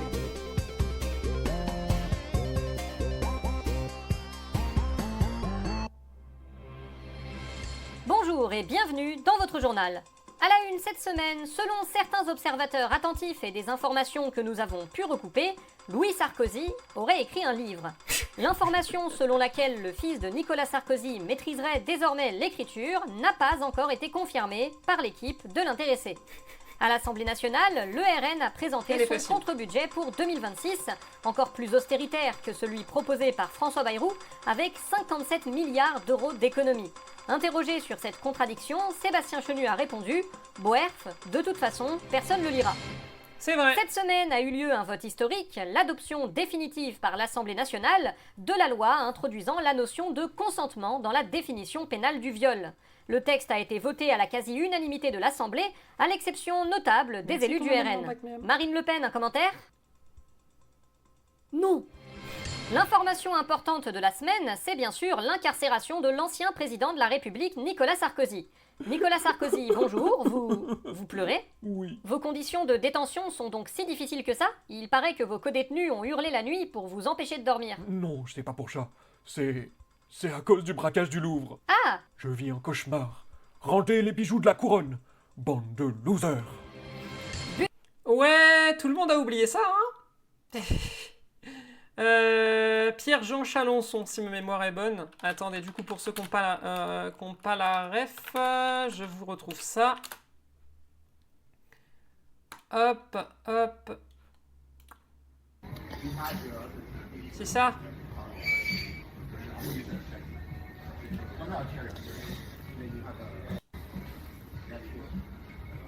Qu'est-ce qu'il commence à parler? Jamais j'aurais imaginé qu'on puisse faire ça. Je vis un cauchemar. Rendez les bijoux de la couronne. Vous avez intérêt à les rendre. Croyez-moi, bande de losers, de voleurs, de crapules. Voilà. Si vous ne saviez pas que ceci existait, je suis ravi, parce que maintenant, eh ben, vous le savez, et vous ne pourrez jamais l'oublier. Budget 2026, après le rejet en commission de la quasi-totalité des amendements déposés par la gauche, dont celui de la taxe Zuckman, Je suis le dans Parti fandom de Socialiste a Leverage. aussi... Je sais pas ce que c'est, je suis désolé. Il y avait aussi eu la tête de Berne, c'est vrai. et a à nouveau menacé d'une motion de censure. Olivier Faure, vous êtes toujours content de votre choix? Bon, oui, on a peut-être fait une boulette. Je vous le fais pas dire. Du coup, vous allez censurer? Bah en fait, d'une certaine manière, il faut anticiper l'idée que la congolexicomatisation des lois du marché pose une ambiguïté contradictoire qui va dénouer le continuum d'un... Il faut dire aussi qu'Emmanuel Macron n'a pas aidé le gouvernement à se faire bien voir du Parti Socialiste quand il a annoncé fièrement qu'il n'y avait aucune suspension de la réforme des retraites, mais un simple décalage dans le temps. Eh ouais, et moi je vous emmerde d'abord. Aïe! Bon, ta gueule maintenant. Non, il a rien dit. C'est une suspension de la réforme des retraites. Suspension. Voilà, je l'ai dit. Censurez pas, s'il vous plaît. Pitié. Et de toute façon, les socialistes, c'est des trous du cul. Et tais-toi! Lors de l'examen du projet de budget 2026 en commission des lois à l'Assemblée nationale, le Rassemblement national a brillé par l'imprévisibilité de ses votes et une stratégie difficile à lire. Tout à fait, les gars, c'est une les ref filles, à... Ce budget, à ça va Eddie être un Malou, moment plus compliqué à passer. Il y a toutes les nouvelles idées des salles gauchistes qui vont entrer dans le débat et ça va commencer à se voir. Qu'est-ce qui va commencer à se voir? Bah par exemple, l'augmentation du pouvoir d'achat, on est contre. Ah, ça, oui. Sauf que notre électorat, lui, il est pour. Ah bon? Du coup, on devrait être pour aussi, non? Bah non, justement. Va falloir qu'on soit contre, mais que ça se voit pas trop. Mais comment on va faire? Alors, j'adore comment il galère, Olivier, il va juste se faire bouffer par la ligne Hollande. Bah je suis pas si sûr. C'est... ceux qui discutent avec moi sur Matrix le savent, mais enfin l'ont peut-être vu passer. Je pense pour le coup que le gagnant silencieux des élections municipales de 2026, c'est Olivier Faure. Parce que, sa stratégie du premier tour, qui était faire des alliances PS, PCF, écolo, hors LFI, a fonctionné dans la majorité des cas. Ils sont arrivés en tête dans beaucoup de premiers tours. La stratégie de second tour, donc alliance avec LFI au cas par cas, a complètement validé le récit médiatique d'Olivier Faure, qui consiste à dire que l'une alliance avec LFI au premier tour n'est pas souhaitable et serait dangereuse, et que par contre une alliance PS, PCF écolo est la seule chose qui pourrait faire gagner la gauche. Il a complètement réussi à faire valider ce récit médiatique et il va pouvoir continuer à dire ça en s'appuyant sur les faits des municipales. Et en plus de ça, les municipales ont surtout affaibli ses adversaires, notamment le maire de Brest, qui était un proche de François Hollande, qui a été battu, le maire de Tulle, proche de François Hollande, qui a été battu, la maire de Vaux-en-Velin, qui était l'une des leaders de l'opposition à Olivier Faure, qui a été battue, et à Paris, la maire sortante Anne Hidalgo, qui était dans l'aile droite du PS, a été remplacée par Emmanuel Grégoire, qui est dans l'aile gauche du PS, est un proche d'Olivier Faure, il a soutenu Olivier Faure au Congrès. Donc ça, c'est un gros changement aussi. Olivier Faure a un proche désormais à la mairie de Paris, qui est quand même la mairie la plus puissante de France. Et en plus de ça, son principal adversaire sur le créneau socio-démocrate hors LFI, les écolos, ont pris une mandale électorale et sont beaucoup plus affaiblis qu'ils ne l'étaient avant. Ce qui affaiblit la position de Marine Tondelier aussi, sa crédibilité, etc. Et ça profite énormément à Olivier Faure de mon point de vue. Donc je pense que pour le coup, il sort vraiment gagnant de la séquence. Ça va complètement valider ça valide à mon avis complètement pour lui. Je dis pas que j'approuve, hein, bien sûr, c'est l'analyse stratégique. Je pense que ça valide complètement ce que lui voulait faire. Et le problème, c'est que par contre, l'opposition interne du Parti Socialiste a quand même pris un coup dans la gueule et est très très énervé. Notamment Boris Vallaud, qui est dans une situation de faiseur de roi et qui a l'air d'avoir envie d'essayer de provoquer un conflit de palais pour essayer de débrancher Olivier Faure. Je sais pas s'il y parviendra, J'ai l'impression que l'objectif de Boris Vallaud, c'est peut-être de profiter du fait que l'aile droite a été affaiblie par les municipales pour la mobiliser derrière lui et potentiellement remplacer Olivier Faure avec l'appui de l'aile droite. Je ne sais pas s'il va y arriver, je ne sais pas si c'est vraiment ses intentions, mais d'après les bruits de couloir qu'on entend, c'est ce qui semblerait être en train de se produire. Mais par contre, si Olivier Faure, derrière, réussit à faire valider la stratégie du Front Populaire 2027 à ses troupes, donc primaire de la gauche hors LFI à ses troupes, je pense qu'il va faire je pense qu'il aura fait une super opération, parce qu'il aura affermi son autorité, affaibli ses adversaires et renforcé les positions de son parti politique. C'est ça, Sico. C'est exactement ma théorie. Et je serais pas étonné qu'Olivier Faure, à mon avis, il a pas tellement envie de candidater à l'élection présidentielle, mais je serais pas étonné qu'il envoie, par exemple, j'en avais parlé en début de live, un Emmanuel Grégoire qui a acquis une stature nationale, qui sait faire campagne, qui sait débattre lors de la primaire PS Écolo et potentiellement PCF du coup, et que si Emmanuel Grégoire l'emporte, je pense qu'il va bouffer l'électorat potentiel de Glucksmann, voire de Gabriel Attal, et qu'il sera un candidat très très sérieux au second tour. Je pense que c'est comme ça qu'Olivier Faure voit les choses. Peut-être que ce ne sera pas Emmanuel Grégoire, mais je ne serais pas étonné que ce soit lui. Du coup, ça va dépendre de à quel point Olivier Faure arrive à tenir ses troupes en vue du coup de la présidentielle de 2027. Parce que apparemment, ça s'est quand même pas mal chauffé avec Boris Vallaud, qui était la condition de son maintien au poste de premier secrétaire. Si on vote contre tous les trucs proposés par la gauche, ça risque de se voir quand même, non? C'est là qu'arrive mon super plan, la stratégie de l'aléatoire. C'est-à-dire? Bah c'est un concept révolutionnaire, vous allez voir. En gros, le principe c'est de voter n'importe comment. Comment ça? Oh, mais faut tout vous expliquer à vous. En gros, si on doit voter la taxe Zuckman, on vote... Contre. Voilà, par exemple. Mais si on a un budget qui contient tout ce qu'on a voté, on vote... Pour. Eh ben non, justement, on vote contre. Vous voyez, c'est ça l'idée. Mais pourquoi on voterait contre un budget si on a obtenu gain de cause sur tout? C'est justement ça la stratégie de l'aléatoire. Faut voter l'inverse de tout ce qui nous arrange une fois de temps en temps pour que personne puisse jamais deviner ce qu'on pense. Mais si on vote pour tous les amendements des macronistes, puis qu'on vote contre tous les amendements de la gauche, les gens vont bien s'en rendre compte. Bah les gens, je sais pas, mais nos électeurs, tant qu'on vote contre le budget à la fin, ils y verront que du feu. De toute façon, en ce moment, j'ai l'impression que quoi qu'on fasse, ils continueront à vouloir voter pour nous. Donc au fond, je pense... Mais si le PS se vend aussi à gauche qui récupère les voix de Macron?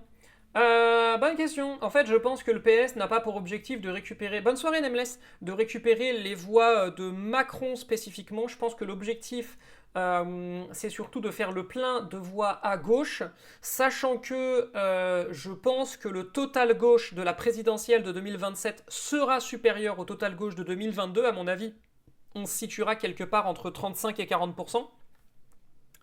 Là, je me base sur les sondages, qui ne sont absolument pas une science exacte, mais à peu près à la même période avant l'élection présidentielle, les sondages mettaient la gauche à peu près à 28%, le total gauche à peu près à 28% au premier tour, donc un an avant l'élection de 2022, et en fin de compte, c'était 33%, le total gauche de 2022, et je constate que les sondages continuent de ne pas changer leur méthodologie et de sous-estimer l'électorat de gauche, et notamment CF, l'élection à Paris, et là encore, l'élection à Paris, l'élection à Marseille, l'élection à Lyon aussi, globalement dans les grandes villes, les sondages ont quasiment tous sous-estimé l'électorat de gauche, du coup je m'attends à ce que lors de la présidentielle de 2027, le total gauche soit plus proche des 40% que des 30%, même s'il ne sera pas forcément ultra haut, mais quand même.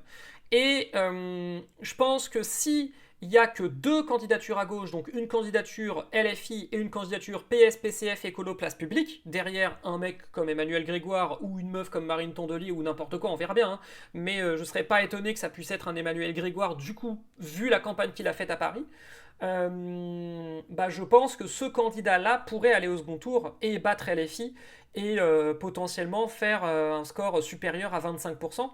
En agrégeant le vote utile, parce qu'il rassure un peu aussi les macronistes pas trop radicalisés. Emmanuel Grégoire a montré qu'un programme de gauche, même un programme authentiquement social-démocrate, volontariste, ne ne dégoûtait pas forcément les gens de droite. Ça, c'était une grosse interrogation pour beaucoup de gens.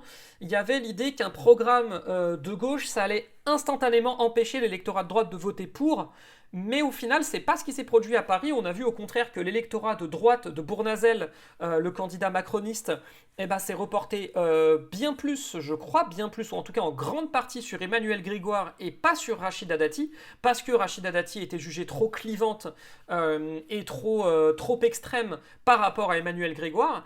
Et dans un second tour, qui serait par exemple Emmanuel Grégoire, Marine Le Pen, ou Emmanuel Grégoire, Jordan Bardella, je dis ça parce que j'ai l'impression que le PS a envie de pousser sa candidature. Vu la campagne qu'il a faite à Paris, encore une fois, c'est peut-être complètement faux. Mais ça peut être un Boris Vallaud, ça peut être la maire de Nantes, Johanna Rolland, enfin bref. En tout cas, une candidature comme ça, malgré un programme qui pourrait être social-démocrate assez volontariste, donc plus à gauche que ce que proposerait un Hollande ou de ce qu'avait proposé un Jospin à l'époque, il peut quand même réussir à agréger le vote macroniste, donc le vote de centre-droit, au second tour, et je pense que c'est ce que veut faire le Parti socialiste. Il compte, à mon avis, beaucoup là-dessus. Et ça n'empêcherait pas une candidature insoumise d'exister, de réunir quand même un certain électorat et de peser ensuite sur le mandat qui suivrait. Et je pense qu'on surestime vachement la capacité du RN à l'emporter, accessoirement. Dans ma tête, je me dis que LFI ne va pas perdre de voix et va grossir en prenant sur l'abstention, mais le PS, je les vois mal obtenir plus d'électeurs, à moins que ce soit la ligne Hollande qui récupère les voix de Macron. La différence pour moi, c'est que la France insoumise a un électorat qui est beaucoup plus stable et qui grossit petit à petit. Ça, c'est, de mon point de vue, absolument indéniable, mais qui reste limité. Ils n'arrivent pas vraiment à grossir en dehors de cet électorat parce qu'ils ciblent quasi exclusivement les abstentionnistes qui sont quand même extrêmement difficiles à mobiliser, même s'ils y arrivent. Très lentement, mais ils y arrivent. Là où le Parti socialiste, je pense, peut plus facilement obtenir une grosse portion de l'électorat, mais beaucoup plus volatile. Leur socle est vachement plus bas. Et c'est pour ça que, du fait de la dynamique de vote utile à gauche, le PS est obligé de partir plus haut qu'un candidat LFI ou qu'un Glucksmann dans les sondages s'il veut avoir une chance d'aller au second tour. C'est que si Mélenchon part devant la campagne, c'est fini, je pense que Mélenchon va rouler sur la gauche et sera potentiellement même au second tour. Mais par contre, si un candidat PS, PCF, écolo, place publique commence la campagne à, mettons, 20% devant un Mélenchon qui serait, mettons, à 10-11%, là, par contre, je serais pas du tout étonné que la candidature PS, PCF, écologiste fasse le plein de voix et même dépasse les 25% par exemple. Peut-être que tu pourras me répondre. Je vois sur les réseaux sociaux, oui je sais c'est une source discutable, que Emmanuel Grégoire a protégé des gens accusés d'attouchement sexuel sur mineurs. Alors, Emmanuel Grégoire, c'est l'accusation qui est venue de la droite et de l'extrême droite, et notamment de Rachida Dati. En gros, c'est qu'à Paris, il y a un scandale qui est le scandale du périscolaire, donc sur des personnels du périscolaire qui ont été embauchés en gros sans vérification de leurs antécédents et qui sont révélés être des agresseurs sexuels. Et qu'il y a eu beaucoup de cas d'agression sexuelle qui ont été documentés à Paris. Et il n'est pas, je crois que ce qui est reproché à Grégoire, c'est pas d'avoir protégé les agresseurs, c'est d'avoir minimisé la situation au Conseil de Paris et de ne pas avoir pris la mesure de la situation, en gros. Et ça, je crois que c'est vrai. Voilà. Je n'ai pas plus d'infos là-dessus, mais je crois que c'est vrai. C'était pas non plus lui qui a passé les entretiens, c'est pas non plus lui qui était en charge de ça à la mairie de Paris, mais malgré tout, il fait partie des gens qui auraient été en capacité d'agir sur cette situation avant la catastrophe et qui ne l'ont pas fait. Et il a une responsabilité là-dedans. C'est une grave négligence, mais qui n'est pas que la sienne, qui est celle de la municipalité, dans son ensemble, de toutes les personnes qui auraient pu agir et qui l'ont pas fait ou qui ont pas pris la mesure de la situation. Et pas qu'à Paris. Et voilà, ça c'est ma take sur la question. C'est surtout un problème de grosse négligence. Il a une responsabilité là-dedans, mais il n'a pas non plus... je crois pas qu'il ait sciemment protégé des agresseurs non plus. Pas de preuve de ça en tout cas. Après, les gens qui votent LFI lisent pas les sondages, donc leur électorat bougera pas. Je pense pas qu'ils peuvent partir à 10%. J'ai l'impression que le socle électoral de LFI actuellement se situe entre 10 et 12%. Le socle étant la proportion de l'électorat qui votera forcément pour eux. C'était moins avant. je pense que genre il y a 5 ans par exemple c'était moins. C'était plus entre 8 et 10%. Et que c'était encore... Mais en même temps je suis pas sûr parce que je me demande si ce socle électoral c'est pas celui qui s'est construit en 2012, donc qui était déjà aux alentours de 11%.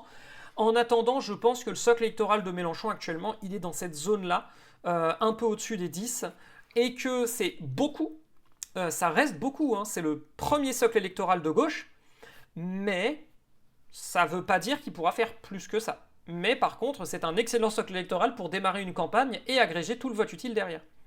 Les dernières présidentielles, justement, aux dernières présidentielles, oui, il fait 22%, mais il fait 22% avec 60% de vote utile, je crois. À revérifier, mais je crois que c'était le candidat des trois premiers candidats, c'était le candidat qui avait le vote d'adhésion le plus faible, là encore, par rapport à les sondages qui ont été réalisés sur les électeurs de chaque parti, et ils avaient remarqué que, Mélenchon, je crois que c'était 40% de vote utile à peu près, 60% de vote utile, pardon, donc 40% vote d'adhésion, 60% vote utile, ce qui correspond à peu près à 10%, hein.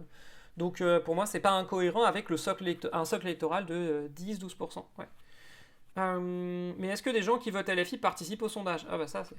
Le gros problème des sondages actuellement, c'est que d'une part, qu'en gros les échantillons sont pas bons, avec une surreprésentation de certains électorats par rapport à d'autres, et des méthodes de redressement qui sont opaques et visiblement pas bonnes, parce qu'ils se plantent souvent. Par exemple, sur les élections municipales à Paris, les sondages, les instituts de sondage, notamment Ipsos, OpinionWay et tout, ont largement surévalué l'électorat de droite et n'ont pas du tout bien estimé l'électorat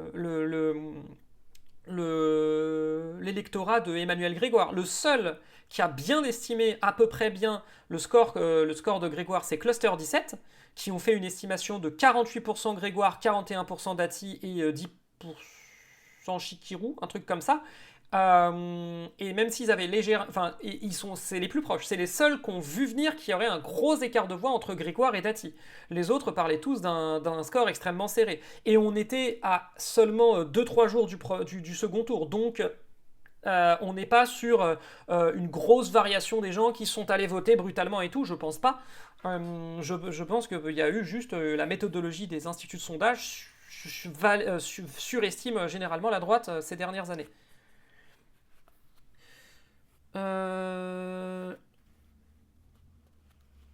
Même quand tu vérifies, t'as quand même des vicelards qui y bossent. C'est un problème systémique, hein, les violences sexuelles, même sur des enfants, même sur des mineurs, c'est un problème qui reste systémique. Donc même si tu vérifies, oui, bien sûr, il peut y en avoir. Ça, je suis entièrement d'accord. Mais disons que justement, si tu vérifies pas, c'est encore pire. Parce que c'est pas un gros parti. Et accessoirement, on n'écoute pas assez les enfants. Parce que c'est pas un gros parti, c'est juste un parti pour les présidentielles jusque-là, donc normal qu'il y ait pas un engagement de fou, mais parce que les instituts de sondage ont un agenda politique. C'est vrai. Et pas un gros parti, la France Insoumise, je crois que c'est l'un des plus gros partis de France actuellement, hein, en nombre de militants. Et de vrais militants, accessoirement. Pas des élus et des collaborateurs d'élus.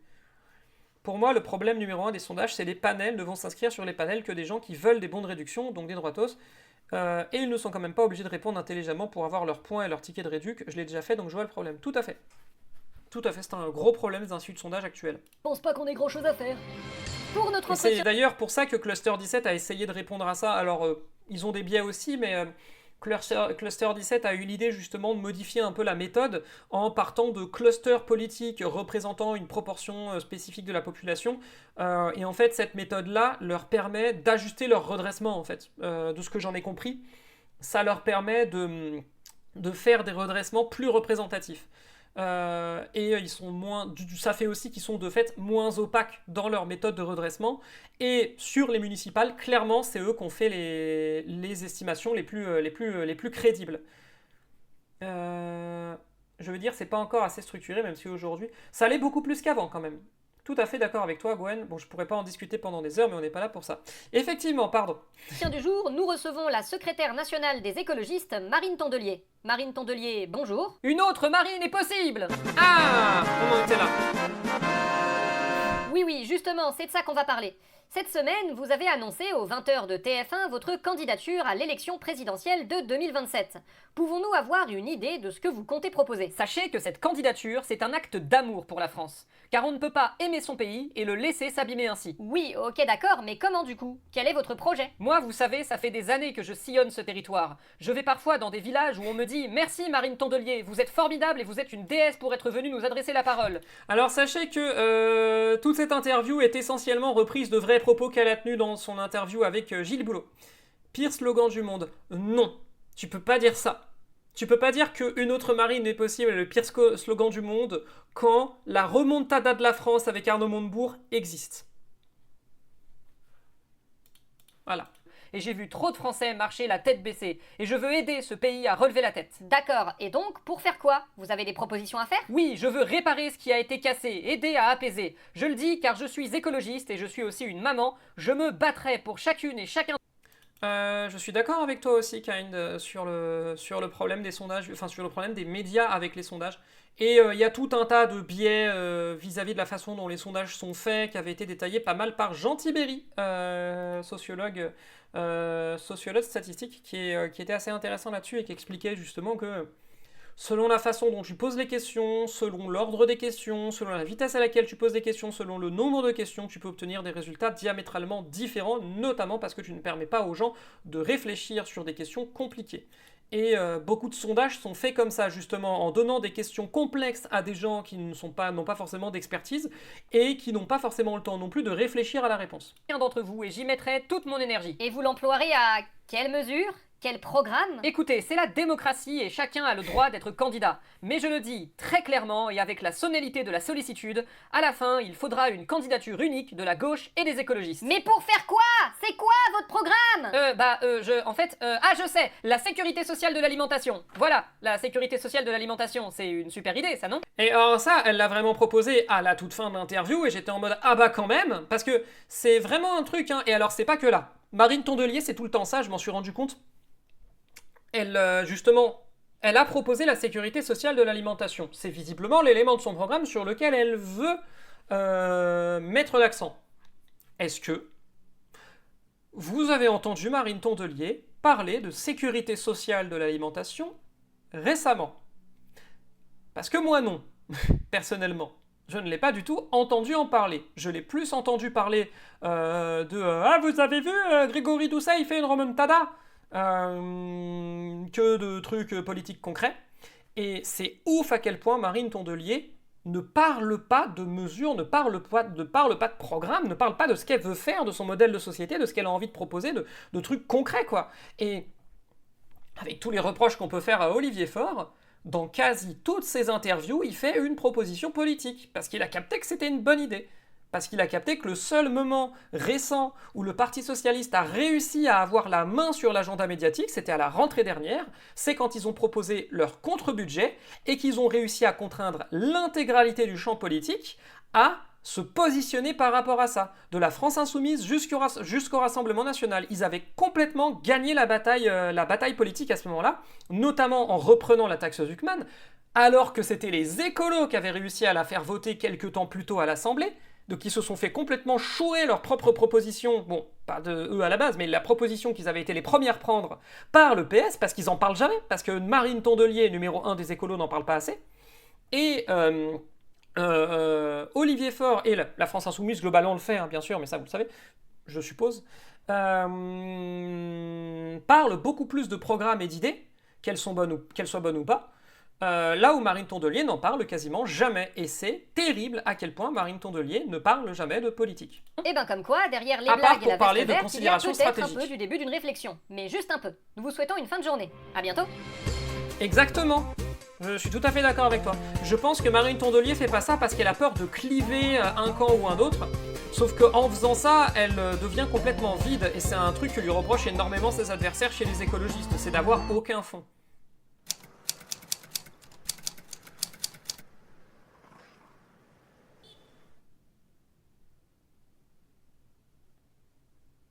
Non mais dites, qu'est-ce que vous regardez là? Ah, pardon, monsieur Sarkozy, on savait pas que vous pouviez nous voir. C'est du voyeurisme. Qu'est-ce que vous me voulez? Non, rien, c'est juste que... Bah, vous êtes en prison, quoi. Oui, merci, j'ai des yeux aussi. Et alors? Bah non, rien, c'est tout. On On venait juste profiter un peu de vous voir en prison. Oh, je vous emmerde. Mais cassez-vous! Bonjour et bienvenue dans l'heure des briques, votre émission qui décrypte l'actualité de façon très Là, objective. j'avais la bonne voix. Et tout de suite, votre flash info. Là, j'ai mieux maîtrisé la voix de... Oh, excusez-moi, j'ai eu un pet de cerveau. J'ai mieux maîtrisé la voix de Dans les Marion. informations vérifiées des derniers jours, interrogé sur la place de Là, vous m'avez vu phasé complet. Je commence à être fatigué. Je sens que la fin du live s'approche. l'écologie dans le projet de loi de budget 2026, la nouvelle ministre Sandrine Rousseau est tellement meilleure que Marine Tondelier, même niveau communication. Elle a ses problèmes aussi, Sandrine Rousseau. Je suis pas si fan d'elle que ça, mais elle est plus radicale dans ses idées.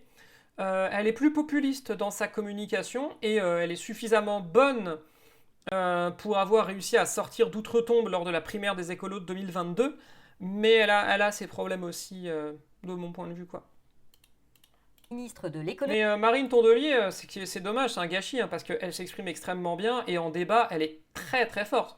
Pour le coup, pour moi, Marine Tondelier, c'est une des rares personnalités politiques qui peut se mesurer à un Jean-Luc Mélenchon en débat, par exemple. C'est juste que, elle est pas intéressante, elle dépolitise complètement tout son discours pour essayer de plaire à un maximum de monde, et du coup, ça la rend vraiment, vraiment chiante comme personnalité, pas intéressante à écouter, pas pertinente politiquement, alors qu'elle pourrait l'être.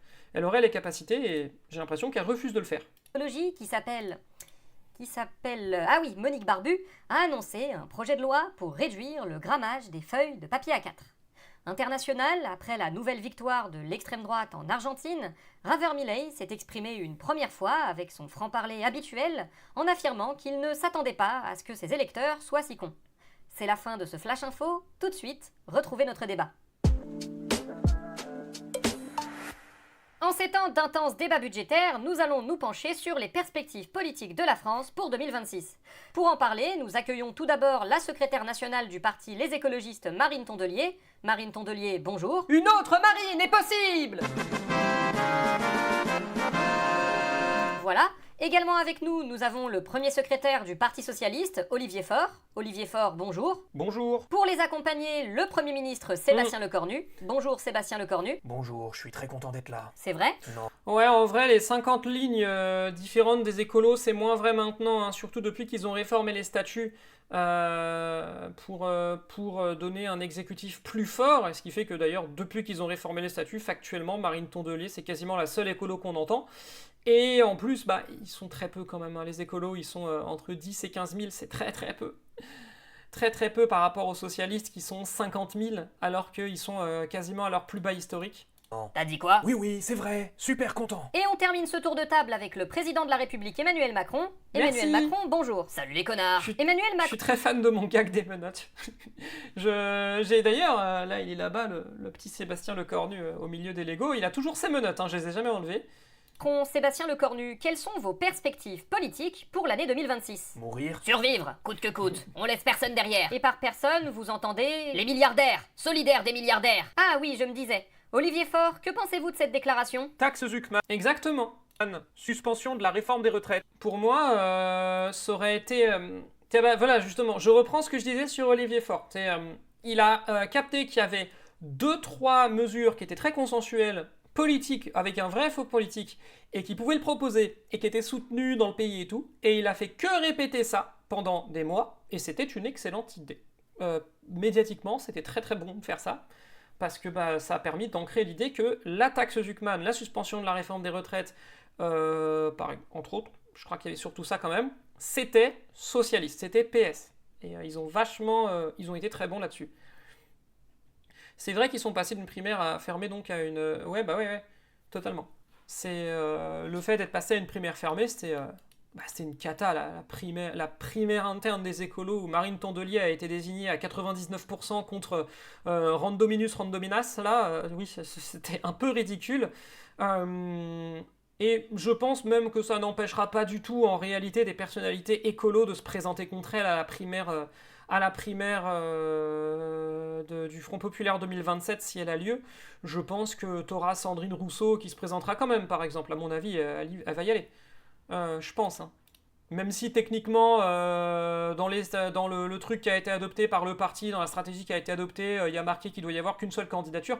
Il y aura une candidature officiellement soutenue par les écolos et il y aura des candidatures pas officiellement soutenues qui seront des écolos quand même, à mon avis. Suspension de la réforme des retraites. Taxe Zuckman. Taxe Zuckman. Zuckman. Taxe. Leur taxe Zuckman au PS, elle est plus tiède que l'original. Mais ça, c'est un autre souci. Retraite. Vous allez bien. Sachant que la taxe Zuckman, c'est déjà pas un truc de dingo. Hein. C'est peut-être Bad Munch qui va gagner la primaire populaire.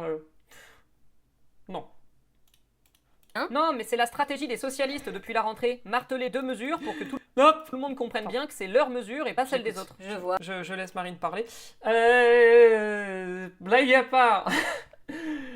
Ce serait au moins marrant que Bad Mulch réussisse à avoir ses 500 signatures et y aille, mais je le trouve pas très intéressant politiquement pour autant. J'ai l'impression qu'il est vachement campiste notamment, et au-delà du côté mini-buzz réseaux sociaux, j'ai pas l'impression qu'il y ait grand-chose. Ah, mais si c'est le cas, ce sera hilarant. Quoi? Alors que moi, j'ai une bien meilleure idée pour séduire les Français. Ah bon? Laquelle? Bah, je fais des blagues et j'ai une veste verte. Ah oui, c'est vrai. Et sinon, niveau programmatique... Vous avez vu, j'ai une veste verte? Oui, oui. Et du coup, Olivier Faure, votre stratégie à vous, ça fonctionne? Mais bien sûr que ça fonctionne. Oui, enfin, tu peux répéter ça autant de fois que tu veux, on l'appliquera pas. Mais chut. Sébastien Lecornu, on a l'impression que vous n'êtes pas totalement en phase avec le président... Campiste, c'est une analyse de la politique internationale par le prisme de 2 camps, qui sont le camp occidental et le camp anti-occidental, et de soutenir systématiquement, sans aucune lecture critique, tout ce qui va dans le sens inverse des États-Unis, en gros. De considérer un pays comme un allié même de circonstance à partir du moment où il s'oppose à l'impérialisme états-unien. Même si c'est pour défendre son propre impérialisme, et au point de relativiser les critiques qu'on peut faire à des régimes authentiquement autoritaires et impérialistes comme la Chine ou la Russie.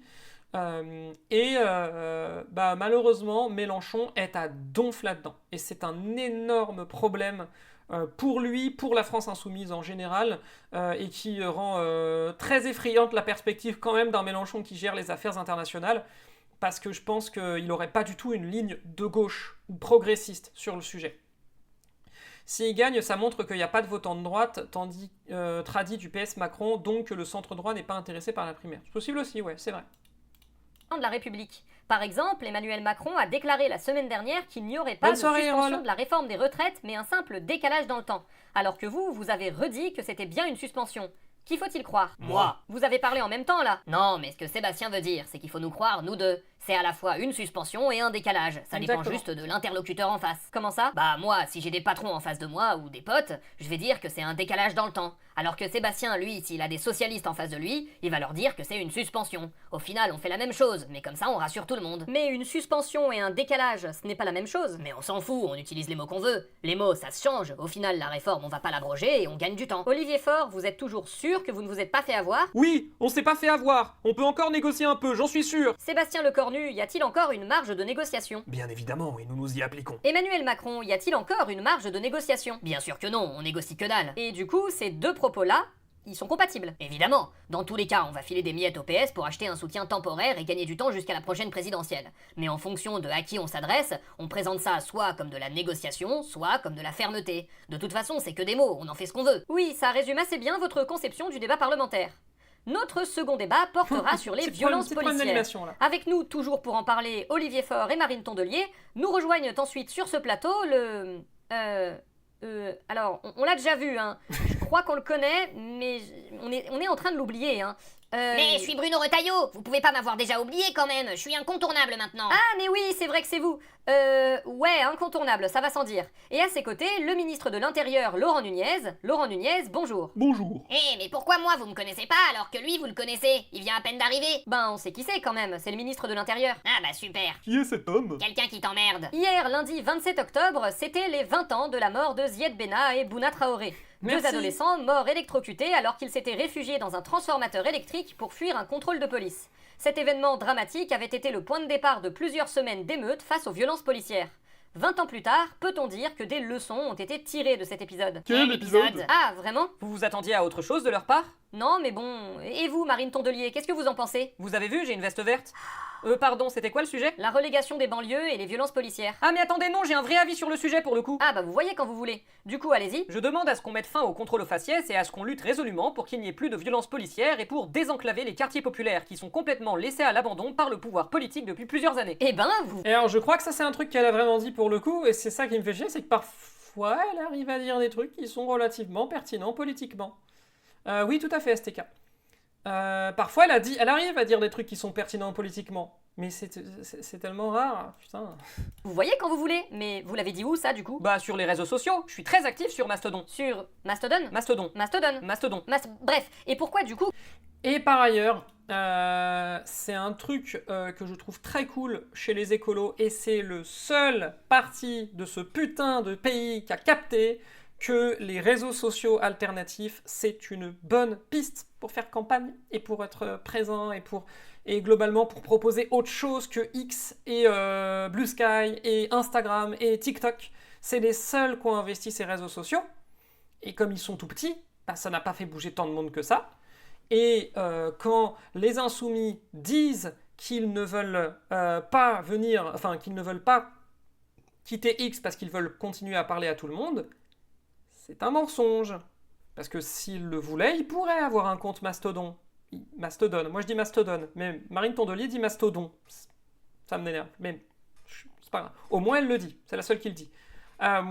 Mais mine de rien, si t'avais tout l'état-major de LFI et le compte officiel du parti qui avait un équivalent sur Masto, sur le fait divers en général, qu'ils arrêtaient d'utiliser putain de télégramme de ces morts pour communiquer, et qui venaient, par exemple, sur Matrix, ou sur XMPP, par exemple, au pif, bah déjà, il y aurait beaucoup plus de monde sur ces réseaux, d'une part, et ça leur permettrait de parler davantage aux gens aussi, d'autre part. Enfin, c'est désolé, mais quand tu dis « je reste sur X parce que je parlais à tout le monde » et que tu ne crées d'autres comptes nulle part, c'est pas que tu veux parler à tout le monde, c'est que tu veux parler... Je vais pas dire aux nazis, il n'y a pas que des nazis sur X, je suis au courant, mais c'est que tu t'accommodes du fait que le réseau soit contrôlé par un nazi. C'est que tu t'accommodes du fait que ce soit un nazi qui fixe les règles, et c'est que tu acceptes l'idée qu'un nazi fixe les règles. Et Rousseau, elle a dit « on se lève et on se casse de Twitter, maintenant elle fait 600 likes sur Blue Sky ». Ben ouais, mais elle est allée sur Blue Sky aussi. On se casse de Twitter, vous allez où? Sur Twitter. C'est complètement différent, vous inquiétez pas. Quand j'écoute une interview de vous, je l'entends pas, ça. Parce que j'ai une veste verte. Bon, d'accord. Et vous, Olivier Faure? Taxe Zuckman, suspension de la réforme des retraites. Suspension, Zuckman, taxe de la réforme des retraites. Réforme de Zuckman, suspension de la taxe. Non, mais on a changé de débat, Olivier Faure. Là, on parle des violences policières. Ah oui, pardon, la police tue et les violences policières, c'est mal. D'accord, et vous proposez quoi contre ça? Bon, Laurent Nunez... Oui, parce que rappelle qu'Olivier Faure avait dit que Mélenchon avait raison de dire que la police tue. Je tiens à ce qu'on n'oublie pas ça. Quand Mélenchon a dit « la police tue », Olivier Faure l'a défendu. J'ai l'impression qu'on l'a oublié et que même lui l'a oublié depuis. Vous qui êtes ministre de l'Intérieur, que peut-on attendre de vous sur le sujet des violences policières? Ma foi, je comptais proposer l'autorisation pour les policiers de tirer à balles réelles sur les émeutiers. Pardon? Bah, si les émeutiers sont morts, ils peuvent pas être violentés. S'ils sont morts, on peut même pas faire de contrôle aux faciès. Par contre, j'ai pas fini. Par contre, nous sommes une société construite sur la diversité et je ne veux pas que les mots soient brutaux et nous divisent encore plus que nous ne le sommes déjà. Soyons fascistes, mais pas racistes. Bah super, un mec de gauche à l'intérieur, on aura tout vu. Bon, eh bien, on peut se rassurer, ça... Mais est-ce qu'il a vraiment dit ça sur CNews? Il a dit des trucs étrangement pas racistes. Laurent Nunez, c'était assez surprenant. Mais bon. Augure du bon pour la suite. Nous vous souhaitons une soirée. À bientôt. Hop.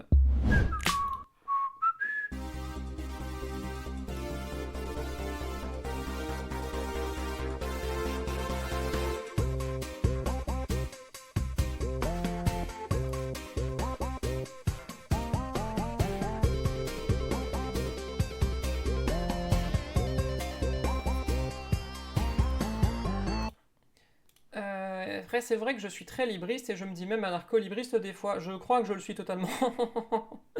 Mais je trouve que contrairement au monde des logiciels hors ligne, les sites internet libres manquent encore d'accessibilité, même si Framasoft fait des trucs stylés.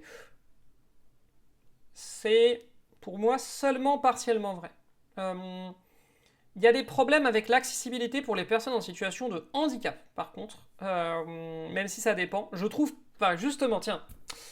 Je trouve que sur le sujet de l'accessibilité pour les personnes en situation de handicap, le fait divers est à des années-lumière au-dessus de X et même de Blue Sky, parce que c'est le seul réseau social sur Terre, je crois, où les textes alternatifs sont aussi développés. Même sur les instances généralistes, t'as quasiment la moitié des images qui ont un alt-texte. C'est devenu vraiment commun. C'est beaucoup moins vrai sur Blue Sky, et c'est complètement inexistant sur X. Donc, c'est moins accessible parfois, mais je trouve que sur certains points, ça l'est plus, ou à minima, ça l'est pas moins. Je trouve pas, contrairement à ce qui est souvent dit, que Mastodon soit tellement moins accessible qu'un Blue Sky. Ça fonctionne pas tout à fait pareil, mais je trouve pas que ça ne soit pas accessible, par exemple. Je connais des gens d'ailleurs qui ne captent rien à comment fonctionne Instagram. Et moi, je capte rien au fonctionnement de TikTok, par exemple, parce que je me suis pas investi. Bonjour et bienvenue dans votre journal. Dans les informations vérifiées de la semaine, le gang des Raptous a été interpellé à l'aéroport Charles de Gaulle avec les bijoux de la couronne volés au Louvre. L'interpellation serait due à 3 jeunes canards, membres des Castors Juniors, par ailleurs accompagnés de leur oncle. International, Donald Trump s'apprêterait à annoncer la levée de tous les droits de douane à l'encontre de la Chine, après que Xi Jinping lui aurait vendu pour 250 millions de dollars le code de l'IA open source DeepSeek. mais si elle est open source, l'IA, le code, il est... Ah, faut pas lui dire. Bon. En France, le Sénat est en train d'examiner une loi déposée par un sénateur socialiste, dite anti-RN. Son objet est de durcir les conditions d'accès au référendum d'initiative présidentielle pour... Merci beaucoup pour ce commentaire, c'est très gentil. J'essaye quand même pour le journal des briques, particulièrement, parce que c'est quand même l'émission que je fais le plus, de sourcer au max les infos, et de faire gaffe à pas reprendre de fake news, et d'essayer d'avoir une analyse politique, et une analyse et un discours, et pas juste de faire des blagues en mode Canteloup. Donc merci beaucoup, si ça a un effet. Si ça se voit, je trouve que c'est très gratifiant. Pour empêcher le RN, s'il devait arriver au pouvoir, d'utiliser le référendum pour modifier la Constitution comme il l'entend. Marine Le Pen, comment jugez-vous cette initiative ? Bon, on s'en fiche. Ah bon ? C'est quand même votre tentation de modifier la Constitution pour y inscrire des dispositions autoritaires et xénophobes qui est visée. Oui, mais bon, c'est cosmétique. Je veux dire, on n'a pas besoin de modifier la Constitution pour anéantir l'état de droit. Il y a déjà tout ce qu'il faut dedans. Guerre à Gaza, malgré l'entrée en vigueur du nouveau cessez-le-feu, l'armée israélienne a encore repris les bombardements et a fait plusieurs dizaines... Je trouve que c'est plus dur à appréhender, c'est encore trop par les devs pour les devs, même si ça va sur la bonne voie. Ça dépend, je te dirais. Genre, par exemple, je suis entièrement d'accord sur Oncast, la plateforme sur laquelle je suis. Pour ce qui est des lives, c'est pas du tout à la portée de quelqu'un qui est pas déjà libriste, qui connaît pas déjà comment ça fonctionne en auto-hébergement et tout, qui sait pas à minima comment gérer une instance Wyonost. Pareil pour faire des live Peertube, j'en ai fait plusieurs. Ceux qui étaient là à l'époque savent que ça s'est pas toujours très bien passé. Et globalement, réussir à s'inscrire sur Peertube, ça relève de l'exploit aujourd'hui. C'est vraiment pas bien fait. Donc sur ce point-là, par exemple, je suis entièrement d'accord. Mais ça dépend. L'autre gros problème, c'est les téléphones. C'est une galère à changer l'OS pour quelqu'un qui s'y connaît pas. Ouais. Après, en fait, même pour un bureau Linux, de toute façon, le grand public, je pense, l'écrasante majorité des gens qu'on range dans la case grand public, n'installeront jamais un système d'exploitation par eux-mêmes, même si c'est extrêmement facile. Moi, personnellement, j'encourage plutôt à acheter des appareils avec le système d'exploitation tout près dedans, ou que ce soit du reconditionné ou du neuf. Accessoirement, du coup, à ce que ce soit des proches qui le fassent lors d'install party et tout, parce que bon, il y a des personnes qui n'ont pas envie de se faire chier aussi, et je trouve ça complètement compréhensible. Mais moi, par exemple, mon téléphone, il y a Murena dessus, le système d'exploitation du coup alternatif à Android. Bon, c'est une base Android, elle a des problèmes, mais bon, c'est un un des moins pires dans les systèmes d'exploitation alternatifs, et plutôt respectueux de la vie privée. Je ne l'ai pas installé moi-même à la base, hein. J'ai acheté le téléphone, je devais de toute façon changer de téléphone parce que l'ancien était en train de crever. J'ai acheté un téléphone avec Murena direct dedans sur le site de Murena, comme ça j'ai pas eu à m'emmerder, même si maintenant je saurais l'installer. Mais à l'époque je ne savais pas. Peine de mort dans l'enclave. Tout de suite, notre envoyé sur place. Bonjour. Alors, comment est-ce que ça se passe, ce cessez-le-feu ? Eh bien, comment dire ? Au niveau économique, il y a de bonnes nouvelles, comme l'augmentation du bénéfice de Total Energy. L'entreprise française a en effet vu son bénéfice net bondir de 61% en s'établissant à 3,7 milliards d'euros. Jean-Michel Financier, vous êtes vice-président de Total Energy, c'est une excellente nouvelle pour le pays, n'est-ce pas ? Oui, une excellente nouvelle, nos actionnaires sont vraiment ravis. Comme quoi, on a beau dire, en France, on soutient nos champions. Oui, et puis ça veut dire que vous allez pouvoir payer plus d'impôts. Comment ça ? Bah oui, si vous avez un bénéfice net de plusieurs milliards, vous pouvez payer une contribution exceptionnelle qui permettra de financer l'État social et de contribuer au niveau de vie des Françaises et des Français. Ouais, voyez ça avec le gouvernement, je suis sûr qu'ils sont pour eux aussi. On peut aller se faire mettre, c'est ça que ça veut dire ? Non, vous pouvez aller vous faire foutre, c'est pas pareil. Retour à l'international où le président des États-Unis, Donald Trump, a annoncé la reprise par son pays des essais nucléaires. Donald Trump, vous êtes sûr que c'est une bonne idée ? Ouais, on se laissera intimider Je crois qu'ils ont rien fait au final d'ailleurs. Hein. par personne. Et ces essais nucléaires, vous les referez dans le désert du Nouveau-Mexique ? Surtout pas, va encore y avoir des attaques de zombies si on fait ça. Non, je pensais faire les tests sur le Venezuela, comme ça on craint rien. Ça va de soi. Je crois qu'il avait pas encore kidnappé Maduro à ce moment-là. Et puis il faut montrer que Linux c'est stylé plutôt que de juste vendre des critères éthiques, même si ça reste la base quand tu parles à des gauchistes. Tout à fait d'accord. Bah de toute façon, le simple fait de l'utiliser devant les gens est un bon moyen de montrer que ça fonctionne.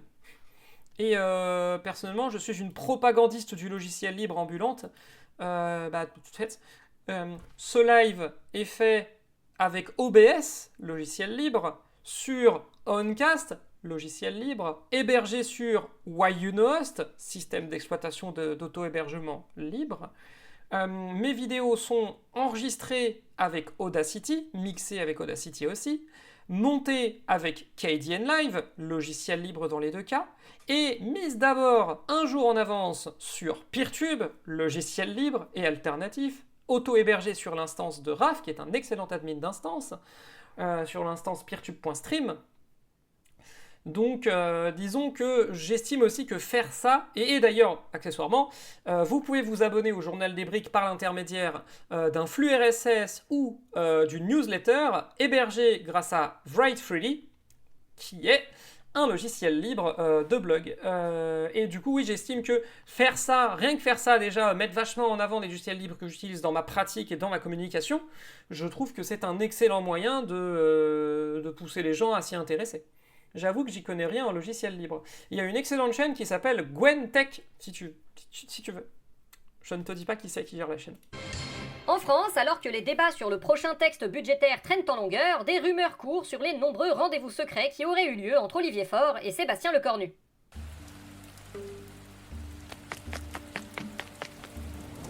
Qu'est-ce que je m'étais fait chier pour animer ce truc depuis ? Personne ne t'a vu ? Non. Oh mon amour, c'est bon de te revoir. Comment ça se passe avec ta famille ? J'ai essayé de leur expliquer la situation, mais ils ne veulent rien savoir. Notre idylle est donc impossible ? Je connais Ma pas famille non plus Célestia. n'est pas d'accord pour notre union. Quelle tragédie Tu que aurais la un nôtre. lien ? Que nous reste-t-il comme option pour pouvoir vivre notre amour au grand jour ? Je n'en vois aucune. Le monde qui nous entoure est si cruel. Ne peut-on pas laisser vivre deux personnes qui s'aiment ? Soit, si nous ne pouvons pas montrer à nos familles que nous sommes faits pour être ensemble, alors unissons-nous dans la mort. Oh oui, ce serait si beau. Tiens, prends cette pilule de cyanure. Non, mais vas-y en premier. Non, je te regarde, vas-y, j'insiste. Les socialistes d'abord. Mais non, je te suis, hein, c'est juste pour voir comment ça fait. Non, franchement, je préfère que t'y ailles en premier. Non mais si, après toi, franchement, c'est de la galanterie. Pour notre entretien du jour, nous nous retrouvons avec le président du Rassemblement National, Jordan Bardella. Jordan Bardella, bonjour. Bonjour. Jordan Bardella, vous sortez votre nouveau livre, Ce que veulent les Français. Après l'autobiographie, vous vous essayez à la sociologie ? La socio quoi ? Non, rien. Donc votre nouveau livre est une collection de témoignages de Français censés prendre la température du pays, c'est ça ? Tout à fait. Et il n'y a eu aucune sélection dans les Français interrogés. Par exemple, cette Marine LP, militante apolitique anonyme, qui fustige la justice arbitraire, qui condamne les gens pour de petits détournements de fonds. Oui, tout à fait. Ou encore Sébastien C, petit patron, qui explique que le problème, c'est l'immigration. Tout à fait, oui. Il y a aussi le dénommé Bernard, dont nous avons retrouvé une photo d'ailleurs. Ah non, lui je le connais pas. Au fond, est-ce qu'il est si important de savoir si ce qui est dans votre livre est la vérité ou non? Bah ouais, faut me croire sur parole, parce que je suis votre messie et c'est moi qui ai raison. En plus, vous écrivez bien. Merci. Et puis, bah j'ai pas d'autres questions. Ça, c'est du vrai journalisme. J'espère que j'ai bien fait mon boulot quand même. Nous vous souhaitons une fin de journée. À bientôt. J'ai gardé le lien. Je vais regarder ça après. Merci beaucoup. Je vous propose qu'on en fasse un dernier et qu'on s'arrête là. Et maintenant, nous allons passer au vote sur la partie recettes de la loi de finances 2026. Le scrutin est ouvert. Le scrutin est fermé. Pour 176, contre 161, le projet de loi est adopté. Et voilà, je vous l'avais dit que ça passerait pas. Attendez, comment ça adopter? Yael, c'est quoi ce bordel? Bah, la loi est passée, Sébastien. Les députés ont adopté la première partie du budget. Quoi, sérieux? Mais je croyais qu'il satisfaisait personne, que personne n'était content, tout ça. Du coup, ouais, pour cette séquence-là, comme vous le voyez, le fond d'écran, c'est mon téléphone utilisé comme panneau LED. À l'avant, j'ai rajouté des petits éléments qui ont été détourés avec GIMP, des tables. J'ai détouré le bureau de l'Assemblée nationale qui est un petit peu flou pour être devant Yael Braun-Pivet. Et ça permet de donner un résultat, un rendu qui est bien meilleur que si j'avais utilisé un fond vert. Croire que t'es bon négociateur, parce qu'il s'est trouvé des gens pour le voter jusque chez les Insoumis. Chez les Insoumis? Sérieux? Non, mais en fait, on a mal cliqué sur le bouton, je voyais double à cause de l'alcool. Sophia, faut que t'arrêtes de boire. Mais non, Oui, parce que, n'oubliez pas ça. Sophia Chikirou, elle a voté le budget de la Sécu en première lecture. Vous pouvez vérifier. C'est une vraie info.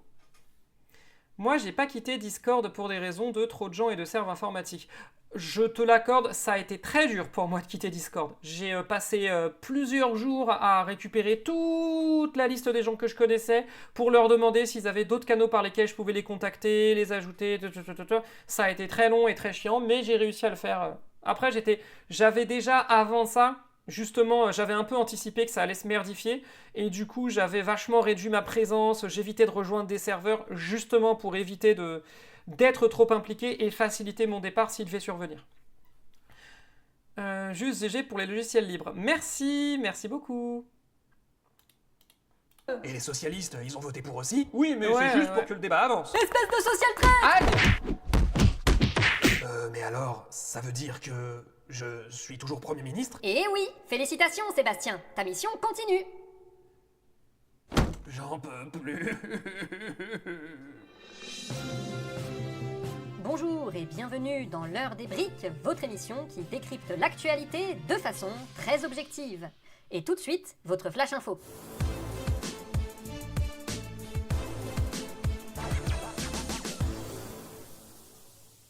Dans les informations vérifiées des derniers jours, Nicolas Sarkozy aurait fait venir 2 violonistes dans sa cellule de prison pour appuyer sa demande de mise en liberté avec de la musique de circonstance et affirmer qu'il ne se nourrissait plus désormais que de yaourts ayant dépassé de 14 heures leur date limite de consommation. Répression des manifestations à Sainte-Soline, l'ancien ministre de l'Intérieur, Gérald Darmanin, a nié toute responsabilité dans les graves exactions commises par les policiers lors de cet événement, affirmant avoir uniquement donné ordre à la police de leur exploser la gueule, mais pas d'aller jusqu'à les insulter, et que pisser sur les manifestants blessés avait peut-être été de trop. Budget 2025. Vérifda, je pense qu'ils finiront par le faire parce que ça va finir par être une obligation légale en fait. Ils ont juste essayé de devancer la législation pour entre guillemets montrer patte blanche. Mais ça va venir. Et pas que là. Partout, ça va devenir une obligation légale. C'est simplement que des réseaux décentralisés comme, pour ce qui est Discord, Matrix, c'est l'alternative la plus développée. L'avantage du système d'instance, c'est que ce sera plus facile de migrer ton compte vers une instance où il n'y a pas de vérification d'âge. Nous avons un duplex avec la partie recette tout juste adoptée. Budget 2026, bonjour, que pensez-vous de votre adoption? Tuez-moi! C'est la fin de ce Flash Info. On se revoit dans 2 semaines, et tout de suite, retrouvez votre débat. Et nous nous retrouvons pour notre débat en compagnie de nos 4 invités. Tout d'abord, nous accueillons la députée... Socialistes extrémistes, c'est pas possible de discuter avec des tarés pareils. Vraiment, ça se demandait pourquoi on a fait alliance avec vous. Et la Chine, vous en parlez, Bon, Olivier Faure, Mathilde Panot, on fait l'appel, là. Concentrez-vous 2 minutes. Mais madame, c'est lui qui fait n'importe quoi depuis le début à s'arranger avec les macronistes. C'est même pas vrai d'abord. Vous avez voté un texte des Républicains qui demandait... je sais plus ce qu'il demandait sur le budget, mais c'était pas bien. Ouais, mais je te signale que toi, ta loi... Donc oui, le problème c'est que dans les lore libristes, Discord est le seul réseau propriétaire en plus de YouTube utilisé en masse. Ouais, totalement. Il y a beaucoup de projets qui utilisent encore Discord et qui ne veulent pas partir en fait, hein, qui tentent rien. Beaucoup de respect d'ailleurs pour la communauté Gaming Linux FR qui était pourtant partie de Discord et qui était extrêmement développée sur Discord et qui, bon, malgré tout, y est toujours. Mais qui a créé un espace Matrix pour justement compenser et pour permettre au moins aux gens qui voulaient se barrer de Discord de le faire sans pour autant perdre contact avec la communauté. J'ai trouvé ça très courageux de leur part et en plus, au final, ils ont réussi à avoir une des communautés les plus actives de tout le réseau Matrix francophone en seulement quelques semaines. Donc en plus, ça a payé. Donc, Mathilde Panot, présidente du groupe La France Insoumise à l'Assemblée nationale. Mathilde Panot, bonjour. Bonjour. Et Olivier Faure, député et premier secrétaire du Parti Socialiste. Olivier Faure, bonjour. Bonjour. Et en face d'eux, nous accueillons d'abord le Premier ministre Sébastien Lecornu. Sébastien Lecornu, bonjour. Bonjour. Et on termine ce tour de table avec l'ancien président de la République tout juste sorti de prison, Nicolas Sarkozy. Nicolas Sarkozy, bonjour. Bonjour, je suis Nicolas Sarkozy. J'espère que vous avez lu les synthés. Je vous les remets. National, Mathilde Panot, bonjour. Bonjour. Et Olivier Faure, député et premier secrétaire du Parti Socialiste. Olivier Faure, bonjour. Bonjour. Et en face d'eux, nous accueillons d'abord le Premier ministre Sébastien Lecornu. Sébastien Lecornu, bonjour. Bonjour. Et on termine ce tour de table Zertman. avec l'ancien président de la République Mais tout juste ça sorti restait de prison, utilisable, Nicolas Sarkozy. Nicolas Sarkozy, bonjour. Bonjour, je suis Nicolas Sarkozy et j'ai le plaisir d'être en liberté pour le média. Et nous vous en remercions. Avant de revenir sur le sujet de votre libération, nous allons nous attarder sur l'examen, toujours en cours, du budget 2026. La partie recette... Non, mais il y en a déjà beaucoup qui sont passés à Matrix. Après, les libristes sont pas moins... sont pas plus... Enfin, sont un peu plus immunisés, mais pas non plus infiniment plus que la moyenne, à l'inertie des réseaux sociaux.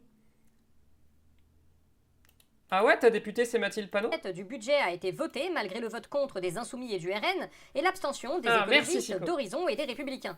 C'est le vote favorable des socialistes, obtenu in extremis, qui a permis de faire passer le texte au nom de la poursuite des débats. Ah bah c'est bien Olivier. Super pour le pouvoir d'achat. Génial. Je te remercie. Il est foutu, c'est pas grave, hein. Non mais en fait, je... Oh, t'es vraiment qu'un sale petit con, hein. Putain, mais c'est dingue. Olivier Faure, qu'avez-vous à dire pour votre défense? C'est un procès maintenant? Bah ouais. Mais non, mais c'est une façon de parler. Courage mon petit, on passe tous par là. Vous avez mon plein et entier soutien. Non, j'ai pas son soutien, non. Ah bah là, c'est trop tard. Et merde. Mais du coup, concernant le budget... Bah, on a obtenu des trucs quand même. Comme quoi? Bah, la suspension de la réforme des retraites. Oui, et quoi d'autre? Bah, la suspension de la réforme des retraites. Ça j'ai compris, mais quoi d'autre? Bah, la suspension de la réforme des retraites. Bon, j'abandonne. Sébastien Lecornu, vous pouvez répondre à sa place? Ah ben là, je peux vous dire qu'on a fait dans le social. On va créer un grand réseau pour améliorer l'accès aux soins dans tout le pays. Et on appellera ça la Caisse régionale des établissements pour une vie épanouie.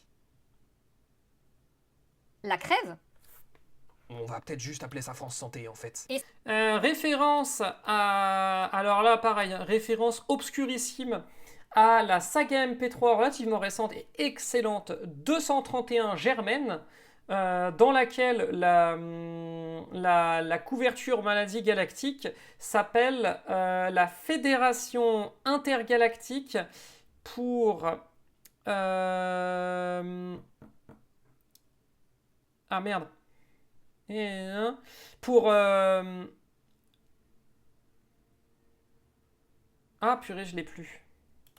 J'ai retrouvé. Et ça change. Fédération intergalactique pour l'entretien du vivant et le repos des espèces. C'est ça, je l'ai retrouvé. La Fédération intergalactique pour l'entretien du vivant et le repos des espèces. À quoi par rapport à l'offre? Et du coup, j'ai repris ça et j'ai remplacé par la crève, du coup. Mais c'est la même idée. Oh merde. Ah, ton député c'est Vauquier. Eh ben, bon courage. Rien du tout. mais on va mettre des jolis panneaux à l'entrée des maisons de santé et des pharmacies. Autant dire qu'avec ça, les Français sont sauvés. Oh, je m'attendais pas à ce revirement de votre part, mais merci. Hein, mais non, faites-en pas un titre, c'était de l'ironie. De lire quoi? Espèce de social traître, j'en étais sûr. Oh, va te faire foutre. À titre personnel, je trouve que de telles mesures communiquent vont bien trop loin. Parce que vous proposeriez quoi? Oula, rien, moi maintenant je me focalise sur mon nouveau sujet, l'amélioration de la vie des détenus. Vous ne pouvez pas savoir à quel point la vie en prison est difficile pour ceux qui y vivent. Oui, enfin, ils y vivent à cause de vous, en partie. C'était vous le président du tout carcéral et de la politique du chiffre. Oui, bah à l'époque, je pensais pas que la prison pouvait me concerner aussi. Eh bien justement, parlons-en. Vous venez de sortir de prison après 20 petits jours de détention. Bon, on se doutait un peu que vous n'y resteriez pas longtemps, mais beaucoup de Français vont à nouveau avoir le sentiment qu'un 2 poids 2 mesures existe, vous ne croyez pas? Je ne vois pas pourquoi vous dites ça. J'ai payé 2 millions d'euros mes avocats pour qu'ils prouvent que cette remise en liberté est parfaitement justifiée d'un point de vue légal. Donc concrètement, le message envoyé, c'est qu'on peut prendre plus de prison pour un vol à l'étalage dans un supermarché que pour avoir négocié de l'argent avec un terroriste meurtrier de Français pour truquer une élection. Bah oui, je vois pas le problème. Et il le verra jamais, croyez-moi. Je vous crois sur parole. Votre procès en appel aura lieu en 2026, vous ne craignez pas d'être incarcéré à nouveau? Pas vraiment, vu la longueur des procédures, le temps d'avoir épluché toutes les voies de recours, je serais probablement mort de vieillesse. Comme la justice de ce pays est belle. Oui, de temps en temps, elle sait se montrer équitable. On n'en pense absolument pas moins. Nous vous souhaitons une soirée. À bientôt.